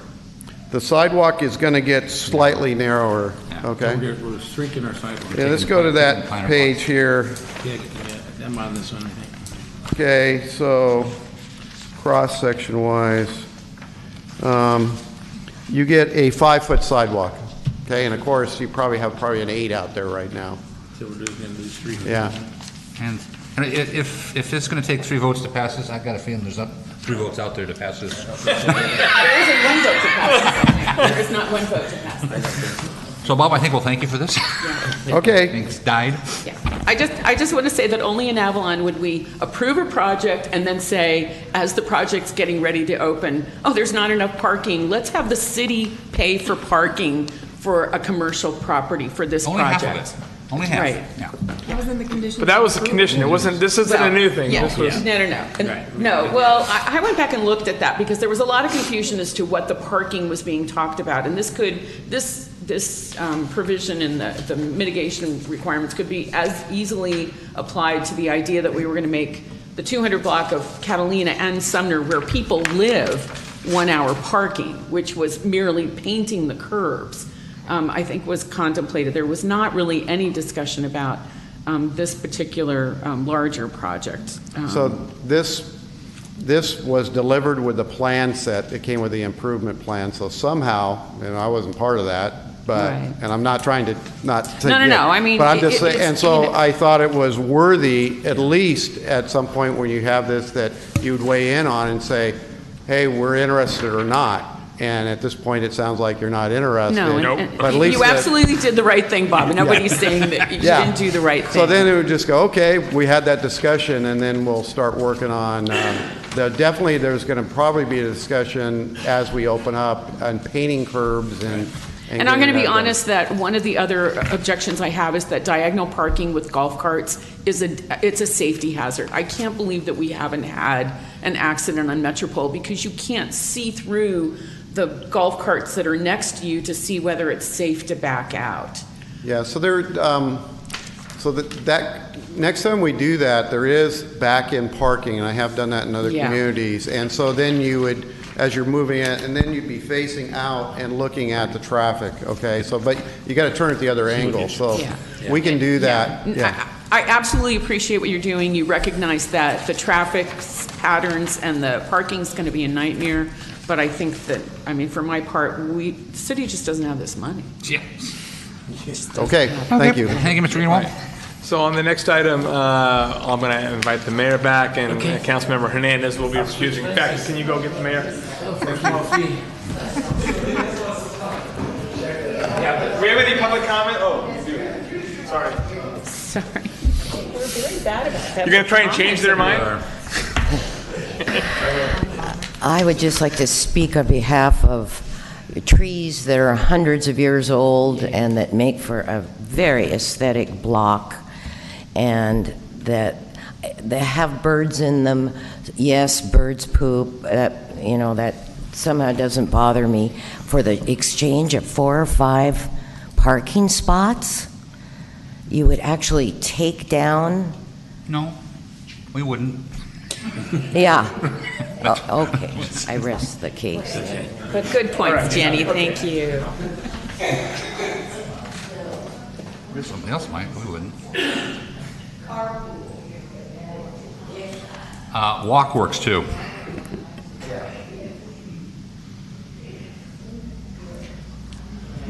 How many, and I'm sorry, what was the count in Vaughn's? I seem to think that, I thought it was 2 full-size, 2 handicap, and,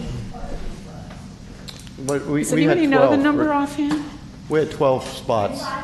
Yeah, inside, yeah, I believe it's 12. No, it's more than 12. I'm pretty sure it's more than 12.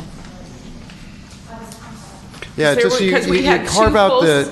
Yeah, I mean, you it looks know, small. I don't know how they're going to do So it. in the right-hand side, when you come in the new store, you'll have 2 ADA spots, and then you have that 8-foot space in there. So that kind of eats it up. And then they have the driveway, which is very large, so that Right. eats it up. And then Right. some planters.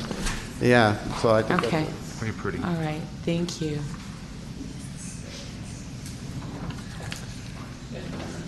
Bobette?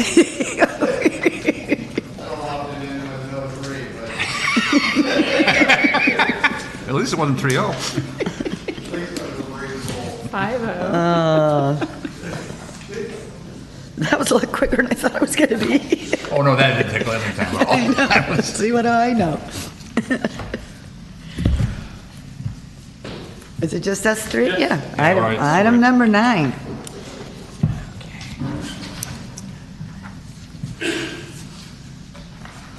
I'm sorry, I was waiting for the other 2 council persons. No, we're not coming back. I guess I missed the speech, Scott. Stop. I was outside with Mrs. Avalon. Okay, so this is the second time that the Island Company has come in with a proposal for the canopies that they want to install as part of the Atwater renovation.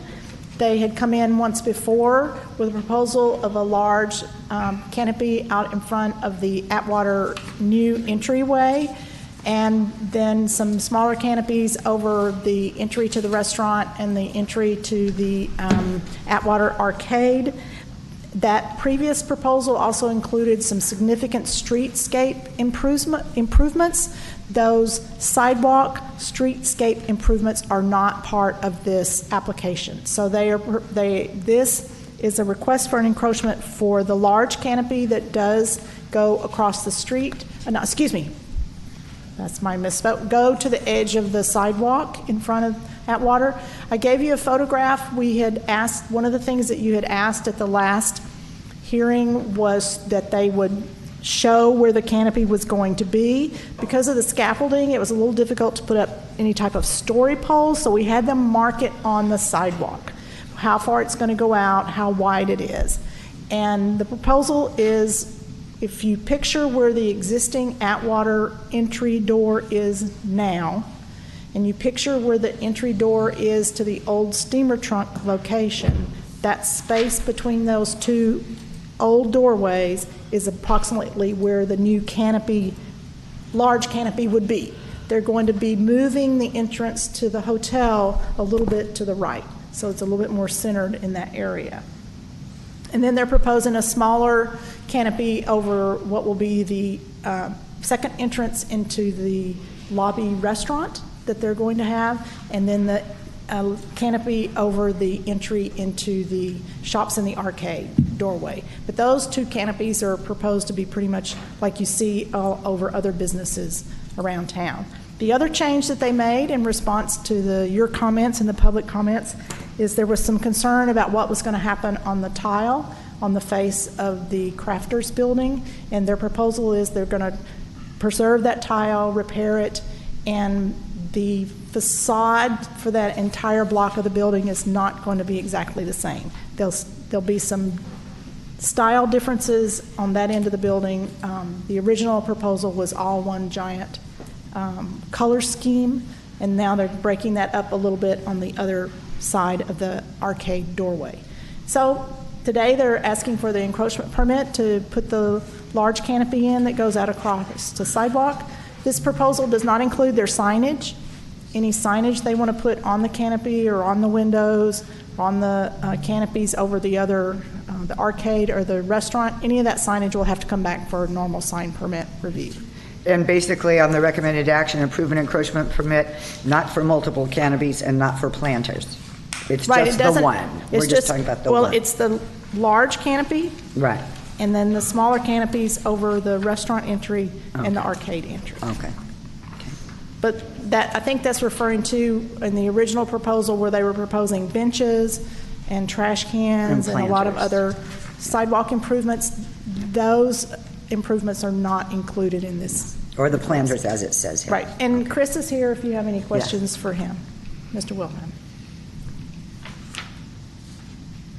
Council? I remain concerned that, at least in the pictures, it shows that we're losing the tiles that are over the arcade entrance. The three areas where there are the tile's gone. And I think that the canopy, the size, again, we're going to lose a city planter, so we don't have the consistency of what the city designed for its sidewalk. And we're embarking on having a huge canopy. And I'm confused why over a portion of it they're able to do the canopy for the arcade without having poles. That something similar to that could not be incorporated. Obviously, this entire building is that old, so I think that there must be some engineering solution for that. But I did appreciate the colorfulness at the end of the building. I thought the design on that is nice and keeping the tile. But again, I just have concerns about the canopy size and its extension out into the sidewalk. I just don't have that same problem. I'm sorry.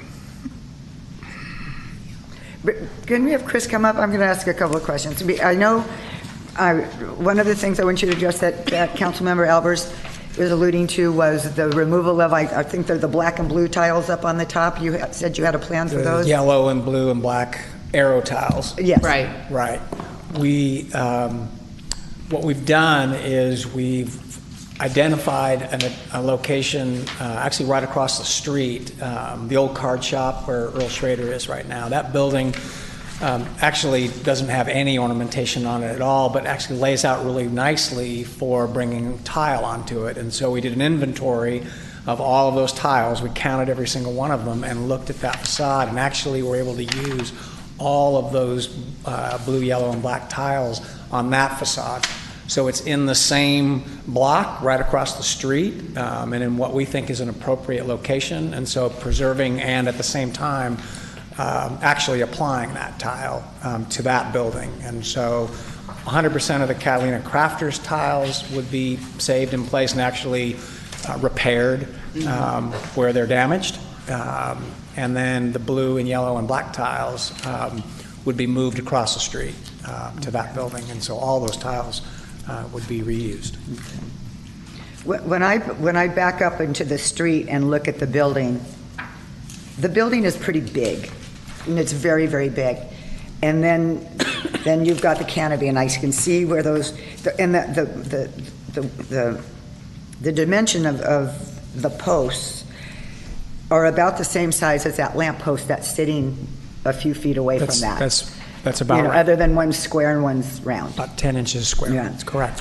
And I also, so what percentage of that whole frontage that you're redoing, not including the Crafters necessarily, Sure. but that is canopy percentage versus the length of that whole project? Understood.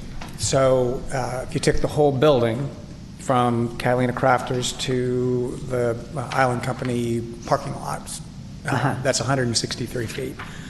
And so the canopy width is approximately 29 feet, so it would be somewhere around 28% of that entire width would be that canopy. If you just took the dimension from that embraces only the hotel and doesn't count the retail, that's about 105 feet. So it would be about 30% or so, a little less than 30%, about 28% of the 105 feet. So again, I think the perspective drawing gives you a sense of how the scale of that canopy fits in with the entire building, because you really, because of the towers and where they're placed, you really take in that whole 163 feet when you're looking at it. And so that's why we scaled the canopy the way we did. Sort of felt like it had a relationship to the size of the building that looked appropriate to us. And again, we, as Amanda mentioned, we did listen to the comments of the council and the community last time about the color, which you may not be able to tell in the rendering, but I think the color was I know the color was a darker blue, a much darker blue, almost a black blue when it was presented originally. We have lightened that up. We agreed with you. It was a little too dark and heavy. And then keeping... And it's pretty with the black wood. I mean, I think it's really going to stand out. So it's supposed to read a much more blue color, kind of an ocean blue color. And then obviously kept the Catalina Crafters tiles on the end, and we'll repair those and keep those in place. And then even the trade winds facade we felt needed an uplift, and bringing in that yellow color and a little bit of a white trellis, we think it sort of animates that space. And so we're still working on the colors over the arcade space. We want to sort of make that a little more lively. So we did listen and did try to respond. I mean, when you go to drop off guests at a hotel, it's really nice, especially if it's raining, that you have... It doesn't rain here. It doesn't rain here. This is going to be like 2017, right? It's going to rain like hell. But from your lips to God's ears. Okay, it's hotter than hell, and you need to stand under some shade. I think it's nice to have that. And when you've got 5 and 6 guests coming in at a time, and with luggage and everything else that they bring, I think it's kind of nice to accommodate the guests in that way. So I appreciate the changes that you have made, and I don't have a problem. I don't have a problem with it anymore. I'm good with it. Okay. Oh, but I do have one question. There was a comment about the light, about having to move that light pole, and you were working with Edison on that. The light pole. Is there going to be light? Do you imagine light on the canopy at all? Underneath the canopy. Yeah. The proposal for some can lights to just downlight that space. That's all. Which, okay. Entertain a motion. 3 items on the conditions of approval. First is the municipal code provides that the council shall set the term of the encroachment permit. You know, so I don't know, how long is this indefinite until the council decides otherwise? Well, how old is the building now? 1921. Okay, so that's 100 years. No. So Next year. It'll be 100 years. Whatever. Or 90, whatever the hell. You're the mathematician.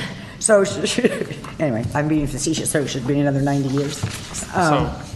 Okay, so we have to. One, you set the term, you set the amount of insurance, which is $1 million unless you, if liability insurance is required by the code. It's always $1 million unless you decide otherwise. And then there's the bond amount to guard against injuries or danger caused by the encroachment. There's a blank on the conditions of approval for that. And so you can make that a reasonable number based upon the injuries or damages that might be caused by the encroachment. You could also determine that that's minimal and that be zero. So these are three matters that are in the code that you need to give us direction on so that we can make certain that we're all. So if I'm riding my bike on the street and I'm in front of the hotel and I run into one of their posts that holds up their canopy? Their insurance would be there first. Right, and so that's why the insurance is probably something that should happen. How about 50 years, $1 million, and zero? She said 50 $1 million years. for insurance. Insurance, yeah. Yeah, do you have $1 million of liability Yes, insurance? so that's not a problem. I would hope so. Yes. You got more than that. That's not a concern. So. You know, every other encroachment we give is a 5-year because it enables the city to at least retain some control and ability to say, gee, we got this wrong. We rushed into it and then we discovered maybe we shouldn't have done this. And certainly the applicant, does it at their own risk because they're using the public's property for their own commercial purposes. So I would suggest that 50 years, I know you were saying that in jest, but I think the 5-year is a much more reasonable time frame. Okay, and then what about the bond? I don't have a problem with the 5 years. Do you have a big problem with the 5 years? Would you consider 7? Compromise 7. And 7, $1 million, and zero. I don't think we need a bond. Yeah. Okay. So I will move to approve the encroachment permit for multiple canopies. Oh, yeah. Can I make? There was also a letter. Do you feel that we need to read the letter, or it's made part of the record? I didn't. Sure. I didn't get a letter. Okay, I can read it. This is from Greg Freeman. I know a case will be made that there is a similar but far smaller in scale operation protruding from the Glenmore, and that is but ugly. It too has poles in the way that the Atwater redesign proposes to incorporate, which is counterproductive to ease of access for wheelchairs, people pulling luggage, and just general pedestrian traffic. I would ask you to deny the request as it currently stands and ask them to scale back the size and protrusion by about 50%. If you do decide to approve them going all the way to the curb, then I would ask you to restrict the design to a unit that attaches directly to the building and does not require poles to be put into the sidewalk. The sidewalk area is already extremely busy with foot traffic and every other kind of traffic, even with the hotel closed. But when you would take into account what will happen when it reopens and the fact with the Vaughn's relocation, the strong likelihood that more people will be using the Sumner entrance to the arcade, I think those oversized poles are going to become an unnecessary impediment to the pedestrian flow at that point. It also has the likelihood that those 2 large poles will push walkers into the street trying to get around them, which will cause additional problems for vehicular traffic and safety of pedestrians. The risk-reward parameters argue strongly against any canopy design that requires large poles into the sidewalk and should be rejected in favor of a building-only attached canopy. Thank you, Mr. Freeman. Yes. Pam, would you provide that letter to Gabby, please, for our record? Oh, yeah. Judy It Greer. was sent to all the city council people, but I wasn't sure that staff had it. Okay. Thank you. Well, I'm Judy Greer, and I looked at it, the old plans and the new ones, and I feel that these are the best you can do. I think when you have the posts out by the street further, you have less ability to run into them. We've got trash cans, we've got benches, we've got things already there. There's some question about whether there be parking places taken away because of the canopy, and that looks like a nice loading and unloading zone. But this hotel has a driveway to the side that they should use, and it shouldn't take away parking places. The other thing is aesthetics. We just had a art festival here, and even Pam was Excuse me, until they're through talking. Sorry, I'm sorry, Judy. Even Pam was one of our judges, and one of the things she had to look for was how things did as far as symmetry went, and balance, and scale, and things like that. This is a huge building. You can't have a small little canopy out in front. The other thing I thought the other day when I was there, it's on the sunny side of the street, and people are going to be standing there with their luggage. And I'm sorry, a little umbrella isn't going to be handy. If you have a nice big shady spot, it will do two things. One, it will give people a place to stand and wait.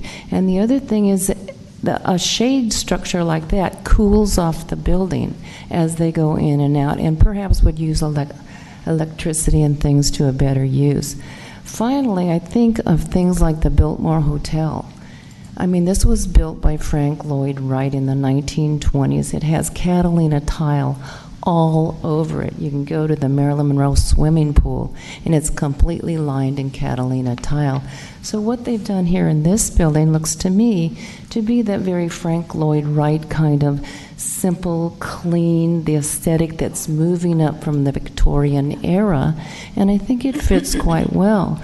Finally, this is on the side street. It's not on the front, right? It's not where you see it right there. It's on the side. You're mostly going to see it from the side, not directly on the front. Finally, the posts that they are proposing are very much like the posts that they have inside the Atwater and the posts that hold up the trellis at the mansion. So it's very much in Wrigley kind of style. So I think they've gone overboard trying to do things that fit here, and I'm kind of thinking that maybe that wouldn't be such a bad idea to go ahead and say, okay. What they're going to do with the tiles is a different thing. If they want to move them, change them, that sort of thing, I think people are very aware that the Catalina tile is an important element. And if they choose to keep those, and if they are instructed to keep those in lots of manners, then I see, I got the buzzer. Yeah. I'm going to. Okay. So that's all I have. Thank you, Judy. Sorry for the interruption. Paula Patterson, 221 Whitley. And I have to say, I like the new design a lot better.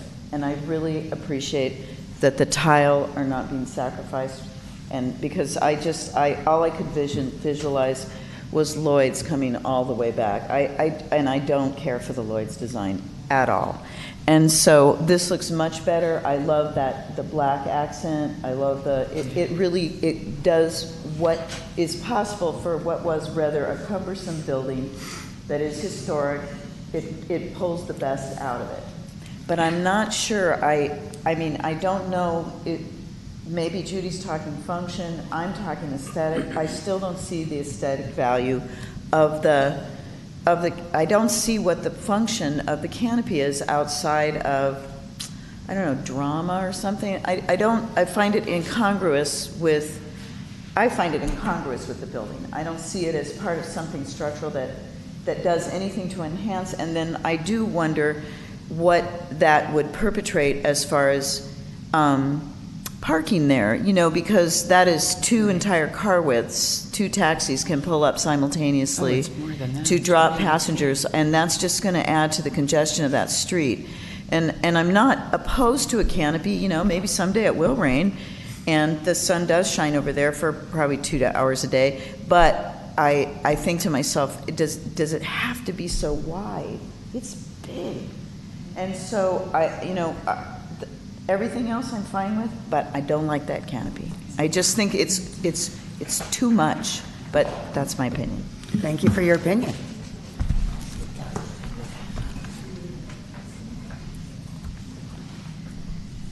Would there be a possibility of repositioning the planter boxes to another street or location, or just even on the sidewalk? Because it's a sidewalk that doesn't really have anything to do with the Biltmore. You know, it's not the scope and the size of that, yet I agree with Paula in the sense of having a taxi or that curb painted white in front of the awning to have drop-offs, such as the Glenmore has now. I don't know really how that happened, but that's, I bet at one time was a parking spot. And I can imagine that for years and years, people walked to the Atwater. I mean, why have that as a drop-off spot for? I don't think they've asked for loading and unloading in front of that building. And is that written in cement, as it were? Well, it's not painted white.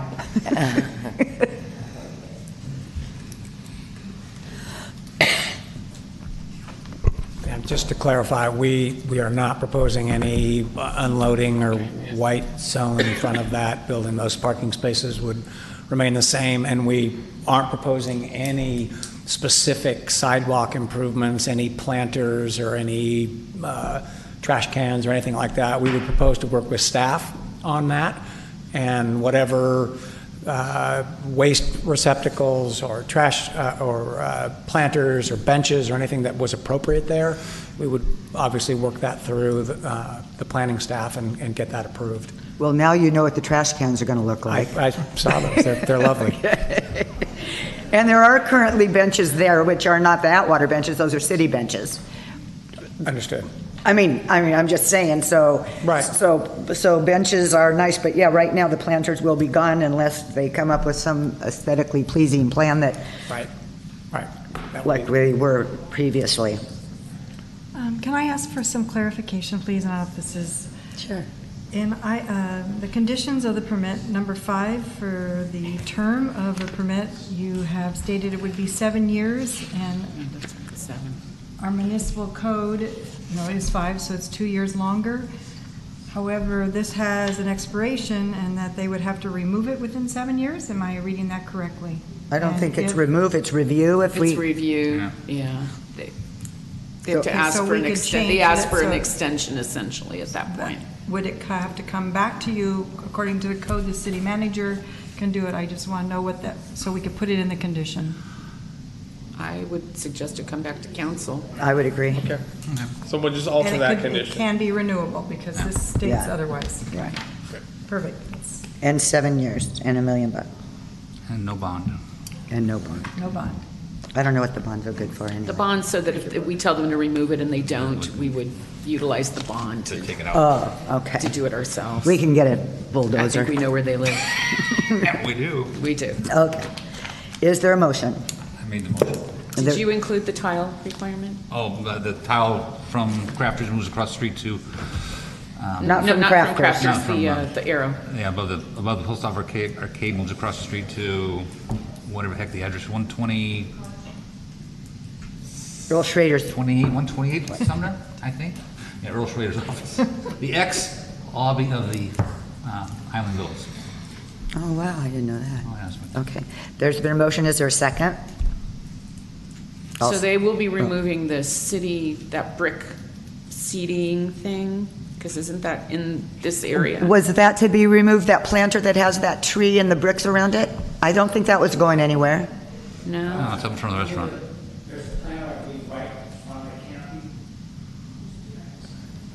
Yeah, I think there's one that's going to be removed. Isn't it right? It's over here. Is there only, okay, it's the one where they put the one I'm thinking of is the one where they put the sign when the hospital auxiliaries open. By Mr. Nings, right? Yeah. Yeah. So Not that is, where the canopy is. it's not, okay. That's not being removed. Oh, but it's going to look stupid. Well, then we can remove it later. Well, it's ours, we can remove it. Okay. Okay. There's been a motion and a second. Let's call for the vote. 2 ayes, Marshall Olson, 1 no, Albers, 2 abstentions, Cassidy Hernandez. First 2, 1, 2. Okay. All righty. Anything left? Oh, yeah.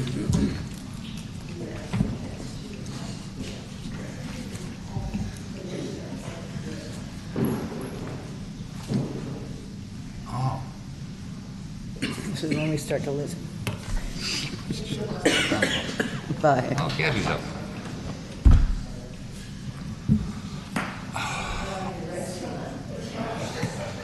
I didn't get any email from Mr. Freeman.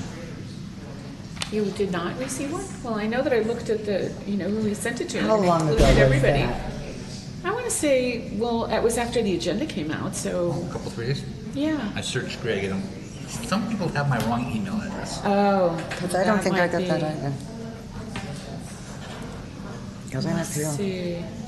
I know it came to my city box. If I have, Yeah. Here, he sent it out. Oh, what's today? The 18th. He sent it out today. Well, there we go, and all of them has all that crap and all that crap in it. What? Click on all that, see what it Oh, okay, says. let's see what it says. Would it Review contract. would it eventually make it so I couldn't get more? Okay, I think I'd reach more. Or did we lose our fire chief? Kim said right. Yes, he just left. Uh-oh. I just excused him. That's today. Yeah, it was Want me to today. give it to him tomorrow morning? That must be. Okay. Thank you. No, I mean, I'm going to talk to him about it. Item number 10. I got no break. Let me check, maybe I deleted him inadvertently. I'm going to let Gabby take the lead All on right, this, Gabby. since she did all her research for us. Great. So this item is to discuss the city moving their general municipal election in April of even number years to March of even number years, consolidating with the statewide direct primary election. I think we had to do it though, because there's a big enough turnout. We don't, the city's not defined as a decreased voter turnout. However, we would still be able to hold our April 2020 election, but still eventually be forced to consolidate in 2022. So our election consultant, Martin Chapman, went out of business December 2017. So if we decided to keep our April standalone election, we would go ahead and move forward with that, but we would not have their assistance. And that assistance is a lot? That is, the assistance is quite a bit. Yeah. They do all of our mailings. Oh, that man that comes in? They that do man? all of our balloting, our Glenn, okay, yeah. canvassing, so No, we do not have that. Keep going, Gabby. So that is something to think about. If we do consolidate, we can look at March 2020 or November 2020. If you do pick November 2020, that would give 3 council members an extension of 7 months added to their term. And the county brought something up that in November elections, there's likely more things on the ballot, that the local stuff, we get low priority. Yep. That's going to take longer for the residents to find where our candidates are. And they weren't recommending, we were asking the pros and cons of both those dates. Let's move to the first Tuesday after the first Monday in March. And it seems like- 2020? In 2020. I'm in favor of that. Okay. And we couldn't get an estimate even from them of a cost. So we would go with them in March? We go with them in March. They could not provide an estimate just because they're moving to a completely different voting model. So right now, you guys are used to, the last 40 years, they've used this ink ballot. By 2020, they should have a full rollover, and you would be able to vote. It's more on a tablet. It's all touch screen. So that would be the difference. And It's going to be really hard, as well as if you knew you were leaving, you could go anywhere in LA County and you could vote in places that have it early. We don't know if we're going to be able to get early voting here or not. Yeah. And we're not going to be able to know, it could be up to 30 days before we know the results. Isn't there an election? What's the June? There's never an election in June? There's the primaries. There's June and November. However, there's another law that passed, SB 568, which states that beginning January 1st, 2019, that June primary would be moved up to March. Yeah, they're trying to make our state relevant in presidential Oh, so elections. it all go to March? Never be relevant. Okay. So I'll make that a motion if you want a motion. Is there? Or do you need a motion? I'll second. All right, the All only right, thing I wait, would add to wait. the motion is that I would like us to. I know, public comment, I know. Tell the county that they really need to enact the Voters' Choice Act, which would enable them, every registered voter would get a mailed ballot. You can vote at any, what you were talking about, voting center. I think that for us especially, they, Yeah. Anywhere within LA County. Anywhere within LA County, and it would be Right. up to 10 days before the election date. Yeah, it So extends the Yeah. time for. you would have 11 days total to vote. Vote multiple times. But we won't find out I'll amend my election motion. results for how many They days? said up to 30 days. 30 days to certify the Oh, results. man, that kind of blows the party. You gotta wait 30 days? Gotta wait.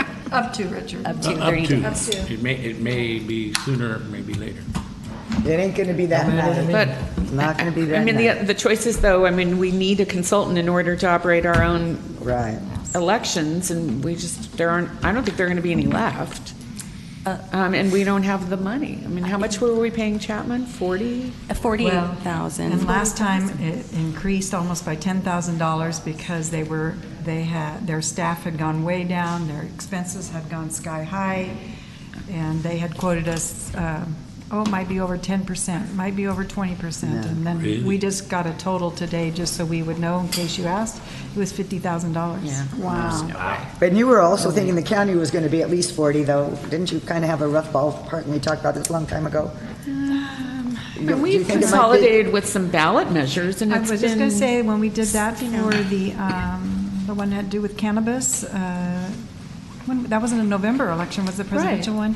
I think we did about $8,000 for that, but we just had that one measure on there. Oh, so- okay. Well, I'm But I hoping don't it's going to be understand how around the same costs get price. more just because there's more things on the ballot, yeah. right? Yeah. I mean, I guess like for purpose of counting it maybe, but. Since they're not printing a bunch of stuff now and it's all tablets, it's hopefully be cheaper. So we have a motion, and there was a second? Was that for you, Councilman? Okay. Oh, So this would move our municipal election to March in 2020, beginning 2020. It would be in March. okay.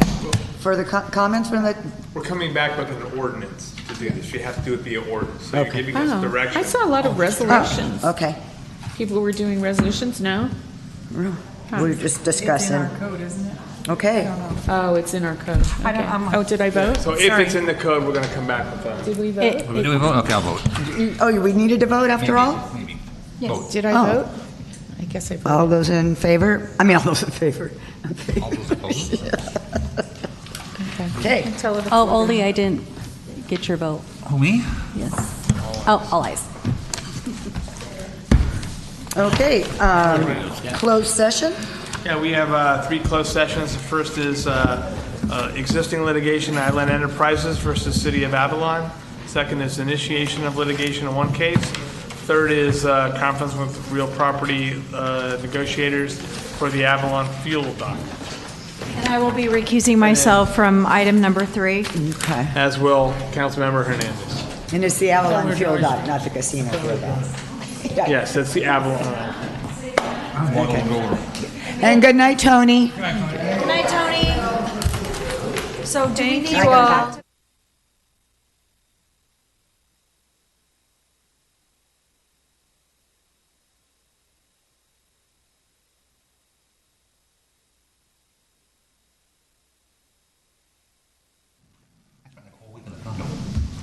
You too. Something I had to go to.